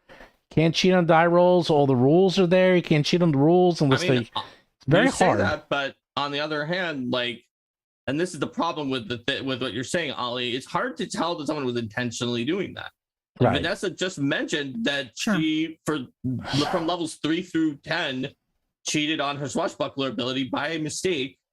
Yep. Even though the rules were there, I don't know exactly which way she used it wrong, because I can't even remember. I remember finding out after I wasn't playing that character anymore, and then being like, Right. "Oh, I was doing that wrong." Yeah, it was like in a 8 follow up. levels, Oh, it was something Steven. that like got you like panache or didn't get you, or I don't know. It was something to do It with was for panache. 8 levels, and nobody even watching the show, I guess, or at least No one caught it. figured it out to the point that they didn't send in, "Oh, this was wrong." So like, it's very difficult to get your abilities right all the time. So I wouldn't start out by assuming that they are misinterpreting them to their own advantage, unless it's something that's just like so egregiously not similar to what their actual ability is. Like if they have sudden charge and they read that as their character moving up to 12 times their speed and attacking 3 times against every creature that was in their reach at any point during that movement. And it would like, no, it says stride twice and then at the end make 1 attack. It's like, And also, okay, I'm willing to be 100% sure that they were cheating with what the ability did at that point. you only get to do that once, maybe twice, because once you're caught or once it's corrected, hopefully it's corrected forever. Because, and then even if you don't remember, hopefully the other players remember. I mean, Vanessa did it for 8 levels, though, because nobody I knows. can't remember what it was. It was something. Yeah, but I don't think that was cheating. It was one of those things we didn't have it written down. I wouldn't call it cheating because it was unintentional. Yeah, but... I don't think it was cheating at all. And then we actually have another question keep asking is that what about people, especially if they read adventure paths ahead of time or read adventures and then use the knowledge during... Yeah, that was a really good one. Yeah. The weird thing is that you're allowed in society play to play an adventure even if you've DM'd it. Yeah. And you just, so I don't know. Like, it's etiquette. Yeah. I mean, first of all, I think this is the thing. If like you were playing with someone and maybe they do know what's going to happen, first of all, I only think they're cheating themselves because then they lose out on the surprise. You still have to fight the monsters. You still have to go through the actions of the combats and encounters. But what ends up happening is like if they start calling out, you're like, hey, you're fighting a rust monster. And they're like, hey, wait a second, that's not in the adventure. And you're like, aha. It's like, maybe it's not in your adventure, but it's in my adventure now. And I've actually had that happen to me where they were like, that's BS. That's not in the adventure. I'm like, well, how do you know it's not in the adventure? Yeah. So you can mix things up. Right. And hey, it's still on replay on Twitch on Arcade Bark, the customizing adventures episode that we just did. Right. On Saturday. I think you should customize adventures anyway, unless you're in organized play where you can't. I would say that this topic about like game playing or as a player in an adventure where you may have already read it or know about it is an interesting topic that could be its own topic. But in brief, there's multiple situations that might put you into that point. Like, for instance, if you're like a Paizo editor, you may have edited like almost every adventure and there's almost nothing you could play from published adventures. You could be a GM, like you said, in organized play who ran it or at least prepped it, but also wants to play it. You could be someone who's replaying using limited replays at organized play. You could just be someone who subscribed and read it or maybe was going to run it and then wound up being a player. There's a lot of situations other than Steven said he's going to run Agents of Edgewatch, so I will purchase and read it ahead so that I know exactly what will happen. There's a lot of like not like mustache twirling villainy versions of having known the adventure, and so the etiquette of what to do is actually very challenging. Obviously, it's bad and is very bad form, if not cheating, depending on your definition of cheating, to be like, oh, we're in the we went into the laundry room. In that case, I checked the third square from the left on the east side, and so that I can find the diamond that's hidden in the wall. Like, that is obviously bad. right? Like, Well, then just you do the thing metagaming is you're and- like, oh, there's no diamond there. There's nothing there. And I'm Sure, like, the GM what? can adjust it, but it's obviously bad to metagame to use all of your information from having read the adventure before. That's like the worst. Then you get to the reaction that people make. That's sort of the most natural first reaction for someone who's ready, who's trying to be a good citizen, which is that they just like kind of disengage and they won't make any decision because they know what the right decision is. And they'll just be like, well, I hope the other people will decide here. And that is better, but it still leads to pretty significant issues sometimes, especially if you have multiple people who have read it before, and then the rest of the people either don't know because you didn't mention it, and or are just shy and they don't want to make the decision, and nobody else is giving any suggestions or making the decision. So you can wind up having some issues. I definitely know of a case. It was very mean. They were very mean to someone who was like an author who was anonymously playing at their own game as a player just to see what it would be like.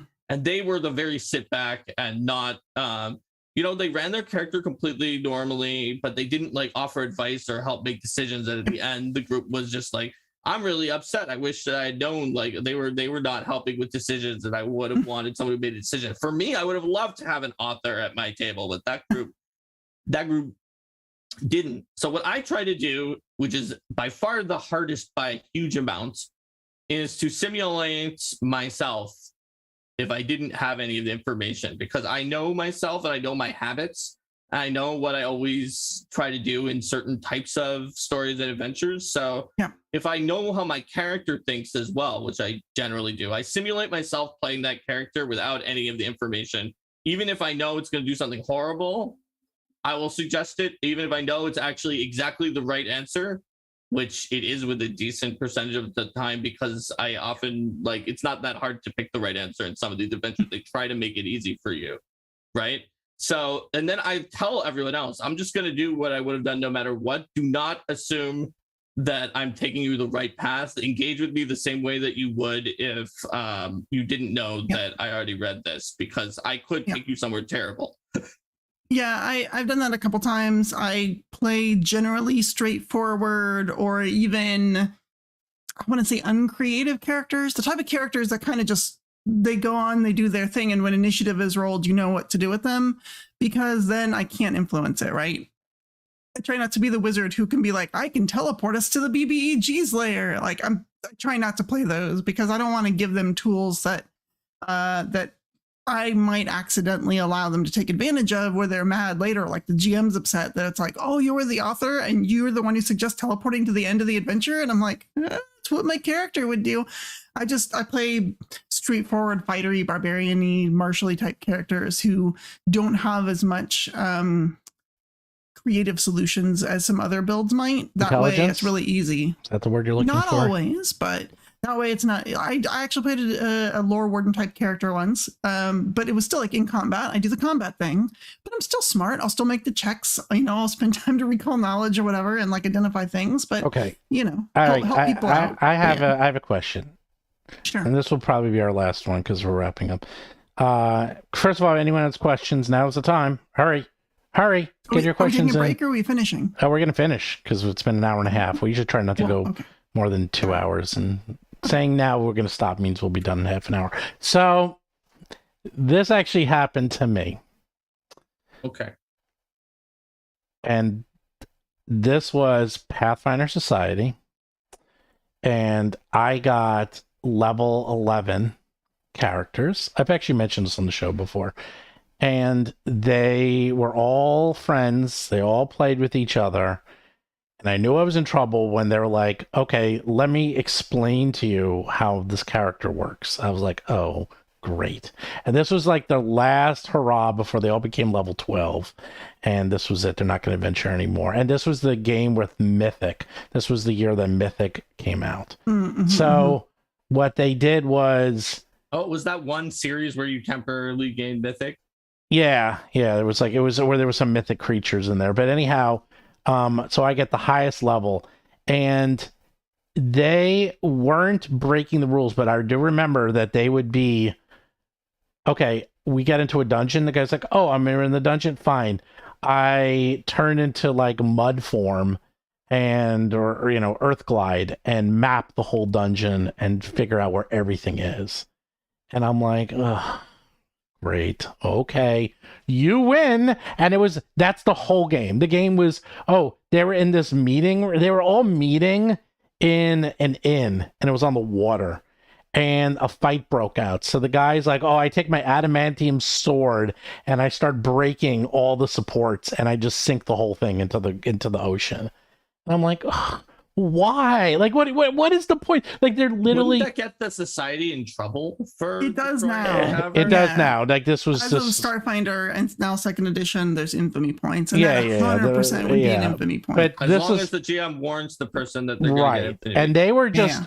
They weren't even disruptive. I don't even know what you would call it. It was just that they were using everything in their power. Like they were all griefers, and they were griefing me.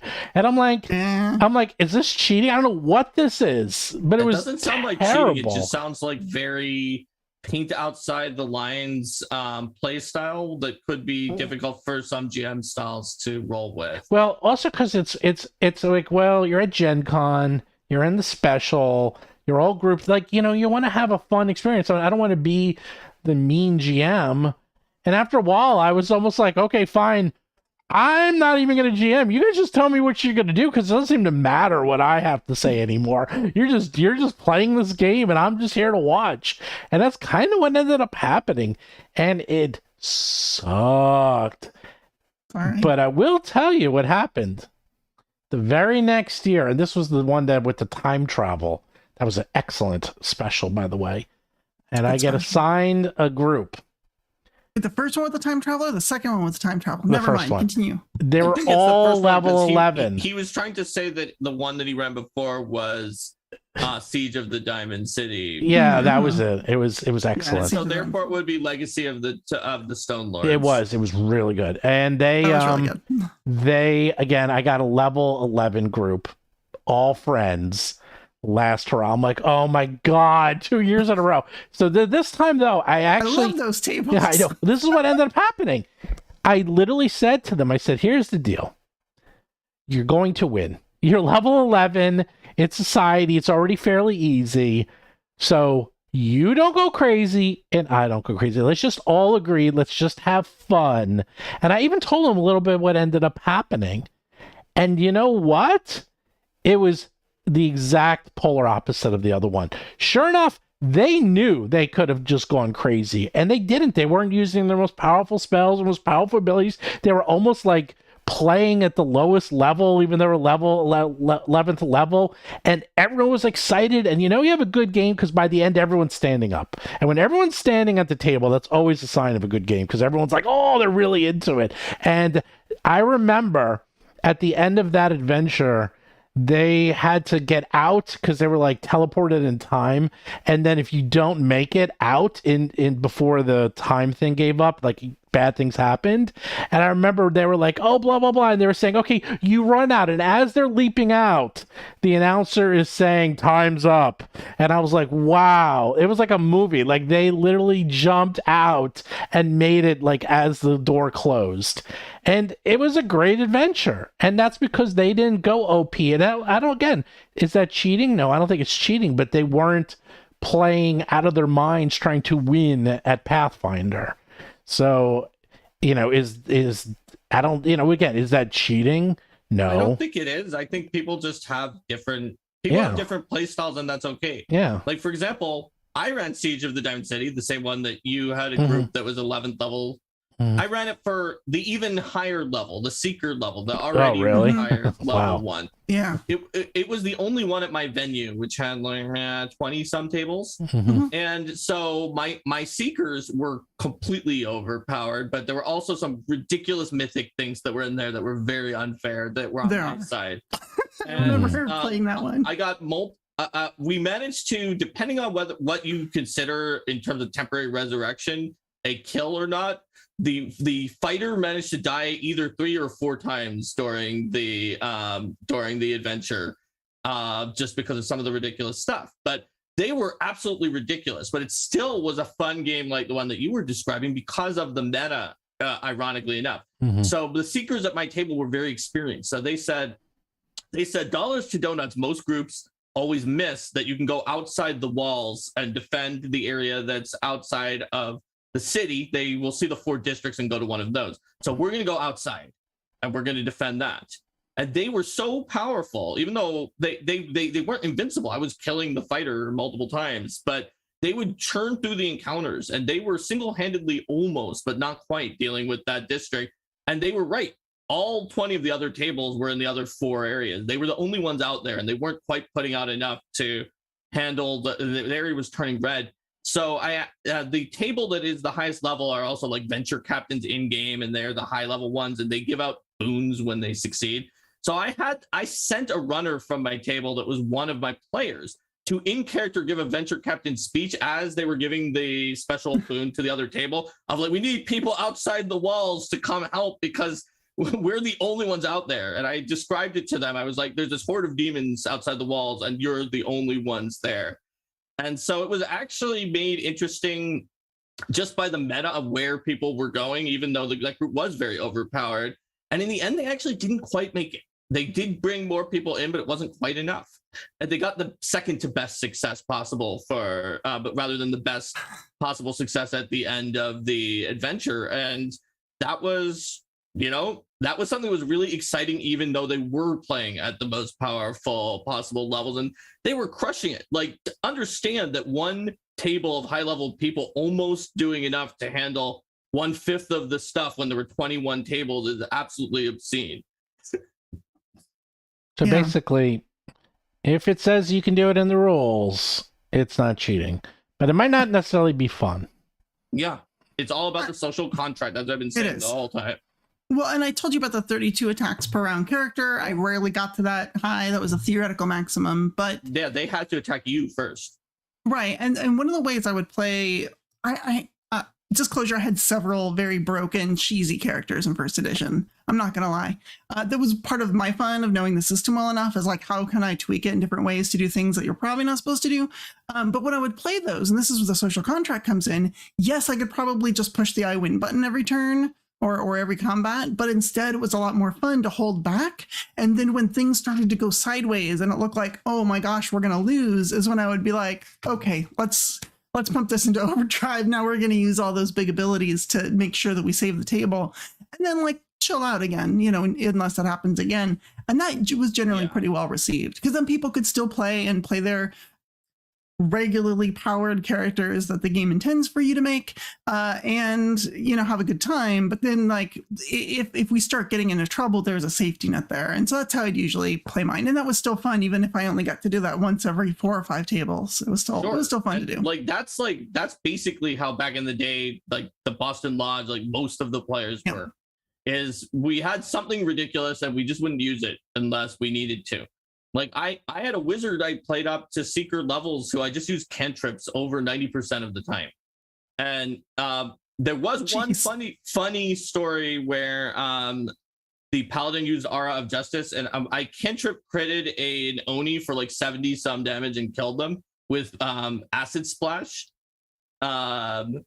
which yes does a D3 in Pathfinder First Edition, but it was a D3 plus. They had silver smiting bracelets, so it was like 14, and it was doubled because they were a fiend, so it was 28, and then that doubled on a critical to 56, and some other bonuses were going around from other buffs, so it one-shot it with a cantrip. But other than that, I mostly didn't do almost anything on most of my turns. But then there was one time that these like flying harpies with bows came out, and they had captivated like everyone except me and maybe one other person.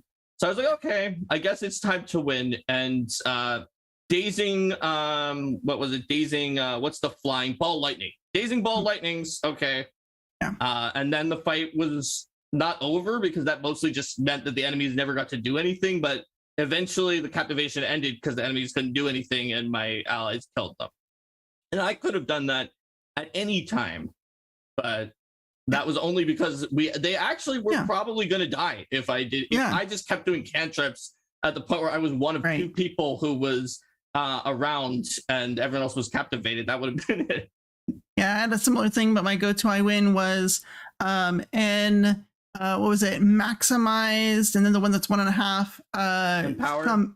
Empowered, maximized, empowered, summon monster spell to summon a bunch of celestial oryxes that would just trample the battlefield. And just be like, all right, so I got 9 oryx, and they're all going to trample the whole battlefield. And that was like my go-to, like, we are done with this fight. But still, that's a lot of that. Feels like that's more than you would get from a maximized empowered one. It was something like 7 at most. It might have been 7. It was a lot. But still, 7 is a lot of oryx. And it was a lot of oryx. They can also smite their trample too, and all sorts of other things. Yes. So yeah, it was a very much like, so we're done with this fight now. No one wants to fight this thing anymore. Cool. Boom. Done. Next fight. And then we'd like, why didn't you do that earlier? But I was playing a sloth wizard, so it was a really good excuse to be like, I don't know, you had it. You didn't need help. I helped when you needed help. Otherwise, I'm going to sit here on my floating disc with a folding chair and just wait till I'm needed. That's my efficiency expert oracle who's also from the sloth place. Yeah. He was constantly being like, he called it efficiency, not sloth. So he'd be like, yes, we won, but we put in a lot more effort than we needed to in this fight. That's right. Let's think about how we could have won more easily. Yeah, I know I played at the sloth. I also helped a lot with like making other people do it with like telekinetic advance and stuff, where I'm like, you fighter, go kill that thing. And that's a good spell. Hey, but instead of flavored, one of the best evocation spells in the game. So instead of like treating it like, hey, this is a great strategic use and I'm really helping, I was just like, no, I'm going to sit back in my chair. You fight it. Go. But yeah, having those little I win buttons were nice. But yeah, you have to watch out because of that social contract, which goes back to cheating. And that's the biggest egregious part of it, I think, is breaking that social contract. So establish a social contract and then try not to break it. And if someone is, figure out why. That's my answer to how to handle cheating in your D&D. Good answer. Me too. 100% agree. My way is use a VTT. Makes it a lot harder to cheat. And then toss the people out. Especially if you're on a VTT, right? You just like click and they're banned and they're gone. It's a lot easier. It's like you don't even have to deal with them. You're just like, hey, where'd it go? Why can't I log in anymore? I'm like, I don't know. Sorry. So you're saying that Vanessa wasn't just having connection troubles? No, it's just like click. You said it was a Roll20 problem. It was your Roll20 problem. It wasn't my Roll20 problem. It's fine for me. But I do want to share one more thing if we're wrapping up. Yeah. And that is the swashbuckler rule that I cheated on. Oh, you figured it out? From levels, yes, from levels 3. No, I figured it out. From levels 3 to what, 11? Yeah, that's all. And I figured it out. So the very last thing, the thing I messed up was confident finisher. Oh, that's right. No. Yeah. Well, she was so confident that she was finishing every time. Well, so I only got it at level 3, so that's why I couldn't have cheated in first and second level. But at level 3, I started cheating, and not intentionally. I think at level 3, I probably did this correctly. A confident finisher, of course, is you have panache and you do like a big attack that does a bunch of extra damage. And it's very cool, right? Wait, you only got it at level 3? That was cheating against yourself. No, you get it. It's a level 3 ability. It's a level 3 okay, fair enough. That's Oh no, it is a level 1. All right, so maybe level 1 having written the class. Opportune riposte. I was even confused just now because I looked at both of them. Were you cheating on opportune riposte, or were you? I wasn't. Oh, okay. That was the other one that I thought it was actually, because I was like, I couldn't remember what it was, and I only figured out after I stopped playing the character. Okay. So confident finisher. Here's how I cheated, right? Okay. I was using it all the time, and it often is my second attack because my main attack was like a big, heavy, strength-based bow attack. Like bow staff, and then I would like kick or something with the confident finisher to use an unarmed strike. So I was like, this is within the rules. I used my panache. I use an unarmed strike. I finished with it. Boom. And then the last thing I would usually do is something like, I don't know, an assurance trip or another unarmed strike. Totally cheating. You used an action afterwards. Yes. And this is like easy to miss though. And this is what I mean. Like it's so easy to mess these things up. Confident finisher has the finisher trait. Finisher trait. And the finisher trait says, paraphrasing, after you've used this, you can't make another action with the attack trait for the rest of the turn. And I didn't do that all the time. So dead. That's like 100 Yeah, gosh. times that you ended up tripping a carrot. Oh, If you So were a angry. gymnast So many and times. you were cheating that to She a was. certain trip Yep. and get panache back, yes. that actually would drastically increase your Yeah. ability to do things. Yep. Yep. Yeah, Yep. I that's know. exactly what she was doing. And I didn't realize it until after I stopped playing the character and someone said something about it and I was like, whoa, oh, okay. Damn it. Oh, insurance trip. I automatically trip them. The thing is, because it's my so third easy to- attack. Doesn't matter. It's insurance. La da But da it's da so easy da. to overlook. Sometimes it's so easy to overlook the traits because you're usually looking for a specific trait, right? You're like, does this have attack? Does this have manipulate? Like, what This is traits are part of why this? I try And to you forget trust about my it. players, but what can you do? I mean, it's Try to be good about it. it's tricky. Yeah. Were you ever thinking of like, why is this called finisher? I'm always doing other. No. I thought it was just because it ended your panache, No, right? I thought that 'cause was it- it. It was like, it 'cause was that's the end the of the name. combo. It was like, I look cool, and then I'm finishing I it. don't know. Now we know. Now you learn. Now we know. Yep. That's all right. No, I'm not playing her half anymore. the battle. It is true. Well, The other I half did. is tons of guns. Well, I did find I was listening to someone's podcast and they were saying their monk at first level was walking around in mountain stance at all times. And I'm like, I texted them, I say, nope, that's not how that works. And they're like, what? I'm like, trust me on this one. I know it well. It's like you have to enter it in encounter mode. And then it became it's almost like the Rob Tremarco conversation all over again. It's like, so you mean I got to wait for it to actually happen before I can do it? I'm like, yeah, that's the rules. Like, that's how it works. And then he was so happy at the 12th level when he got the ability to get into mountain stance as soon as combat starts. Yeah. It's like, it's almost like that feat is there and does show you that you can't do that without the feat. Well, Right, right. 'cause That's what I always otherwise- say. It's like, if you want to question whether or not you can do something, if there's a feat or an ability later on that lets you do or is related to what you want to do, then the answer is probably no. You probably can't do or it. if you can, that it probably has some drawback, or you're Right. doing it at a penalty, or it's less efficient than the feat. Because the feat, right, because the whole reason the feat's there is to allow you to do what you're trying to do.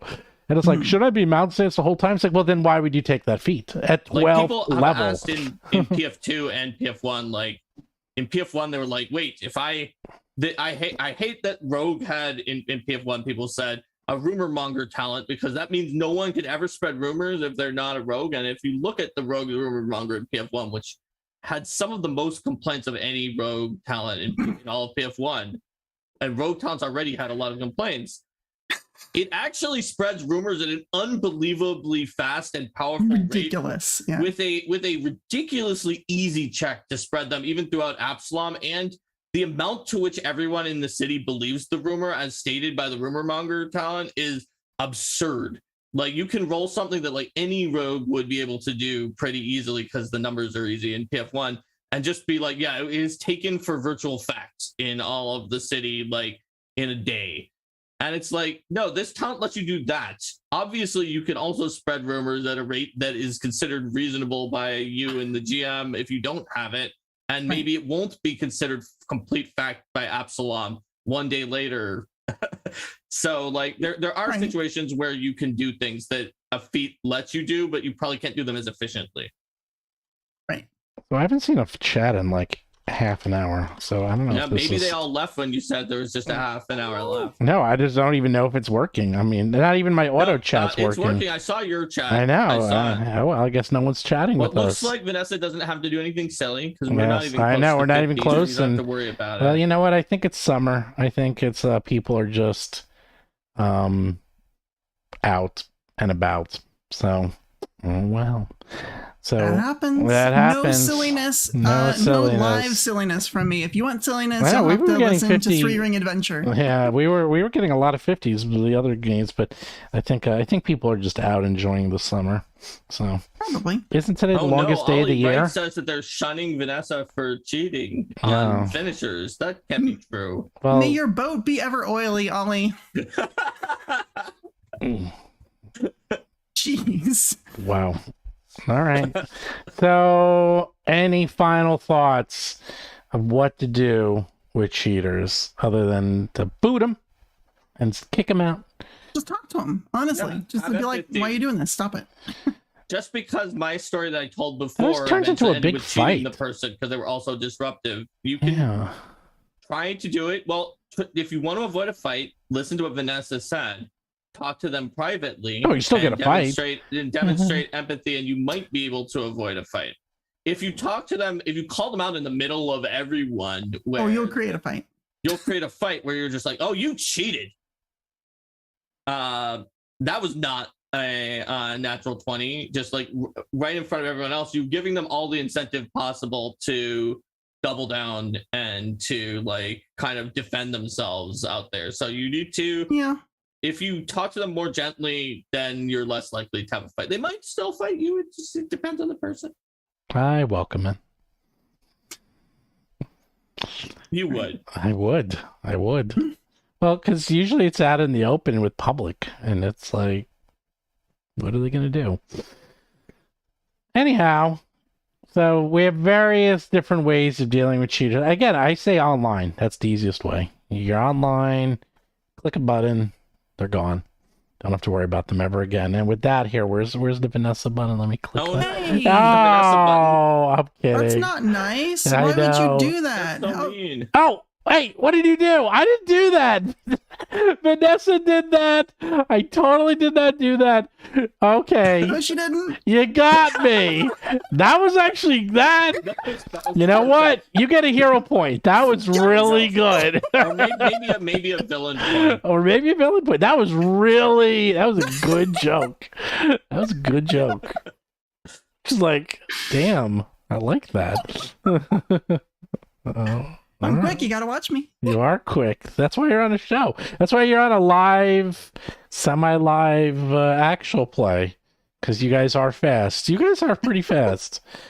Rob P, he's really quick. And he's always quiet. He always tells these little lowbrow jokes. And you can't hear them always. He's really good at sneaking in those one-liners that you figure out a couple seconds later. But as players, we're on to the next round or whatever. Like, we're doing other things. But I imagine, like, I've heard a lot of times from fans that they're just like cracking up, even if they get it like 30 seconds later. Like, oh wait, that was a reference. He slips them in very quietly. Andrei Koplev, yes, we were talking about fudging dice, but also other kinds of cheating back earlier in the episode. Yes, lots of different cheating. So if you want to know how to cheat, and all the various different ways, watch the show, because we gave you lots of methods of cheating.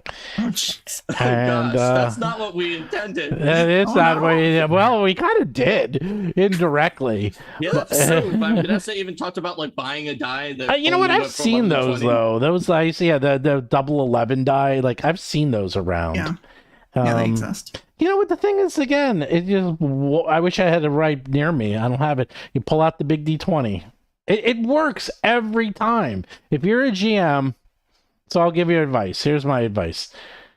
If you're a GM and you're going to be playing and when you're worried about cheating, bring big dice, the big D20, even the other ones. They sell them everywhere, and bring them with you, and just say at the beginning, it's like, oh, I can't see that well. Thunk, everyone has to use this. And that's it. So hold on. Vanessa and I said that you should talk to people gently. Steven said that. So are what we saying speak softly and carry a big die? Yes. Yeah, there you go. There you go. Speak softly and carry a big D20. That will take care of all your problems. That is really good, Mark. You also get a hero point. Hooray. I'll give it to, I guess, Theodore Roosevelt. What? I don't know. I don't know what he's talking about. Oh, don't forget to microwave your dice on the right side. Actually, I have heard that. I've heard that is that the people try to get dice and make them unbalanced. So what you do is you bring water with you, you pour salt in it, and then you put the die in, and if it is perfectly balanced, you could just flip it and it would just roll and keep going. If it's unbalanced, it'll flip and stay on one side. So. Stephen is the speak softly and carry a big stick is often attributed to Theodore Roosevelt. I get it. Yeah, so I did know that. It may have come before him too. I was looking at chat to see if someone was named Theodore Roosevelt. I was like, did we have someone in our chat named Theodore Roosevelt? We do not have Theodore Roosevelt in our chat. Okay, that's what I thought. I think you were referring to someone in No, our I chat. was making a reference. Oh, you got me. I'm slow today. I was up to Okay, I got a 3. 0 point from you, even though you didn't get the I Teddy was Roosevelt 3. reference. I was up to 3 in the morning last night, and I didn't go to Oh, sleep till no. 4 in the morning, working on Roll for Combat, believe it or not, and actually Oh, okay. editing. Is that how there got to be editing 2 shows Circus. that came up today? Yes, because I realized I forgot to hit the publish button on one of them, and it Oh, was just no. sitting in the queue. I was like, "Oops!"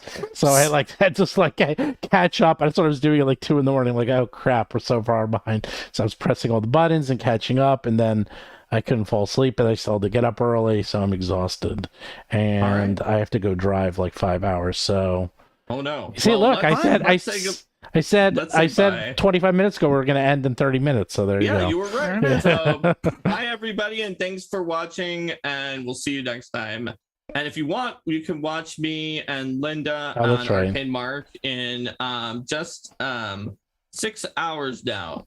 6 on hours, Twitch. and Vanessa's on No Direction No all Direction. the time. Yeah. Yep. Every other Monday, we should be coming up. Let's see, what is this? Next Monday, the 27th. We have not announced that episode yet, but it should be really fun. And you can also catch me, of course, here on Roll for Combat's 3 Ring Adventure, or on old Plaguestone. Mhm. Hopefully someday on Malevolence if we ever actually finish it. We're actually about halfway through it. Maybe we this just gotta, summer. We just gotta go do it. I know. So- I know. It's just it's a fun adventure, but it's kind of a weird adventure. There's It is a little just weird. there's a lot of research, and I don't know if research really ends up being dynamic radio, which is like sort of the problem. I actually think it's a very good adventure, but I don't know how great it is to play as a podcast. But it's good. Yeah. It's good. If you're into other non-Finder games, you can also catch me on a new actual play called The Woven, which we use the Valor role-playing system on a show called Valorous Live. Right. You can find information about that on my Twitch channel, which is at Ninja Cat Vanessa. And it's a really fun, like, anime-esque system. So if you're a big anime fan and want something that is perfectly designed specifically for anime-type games, Valor's really cool. And aren't you And I also play. playing your Cool. secret I'm playing so many things. Secret what? Abomination Vault game sometime once in a while? Oh, I have like a home game. It's not broadcast. It's not a show. It's mostly just for folks to be able Doesn't mean it's to do. secret.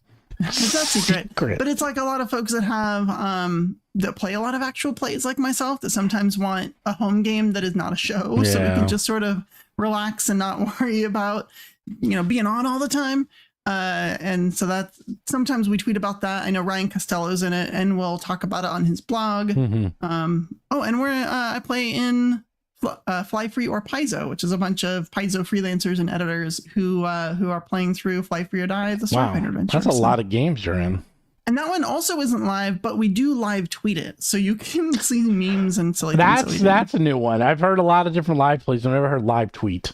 We They live felt tweet, following see. live along like, Yeah. I moved north 5 feet. Not I quite, moved but like- west 5 feet. No, it's like, I it's like searched. It's like it's like tweet after spoiler tweet light. after tweet. it's like spoiler light or spoiler free stuff, right? So we'll be like, oh, this silly thing happened in our game, because sometimes there's really fun stories you want to tell other people, and so we'll sort of post about them. So that's kind of fun. So you can find that on the hashtag Fly Free or Paizo on Twitter. Wow, you're much busier than I thought. I have too many things. I can tell.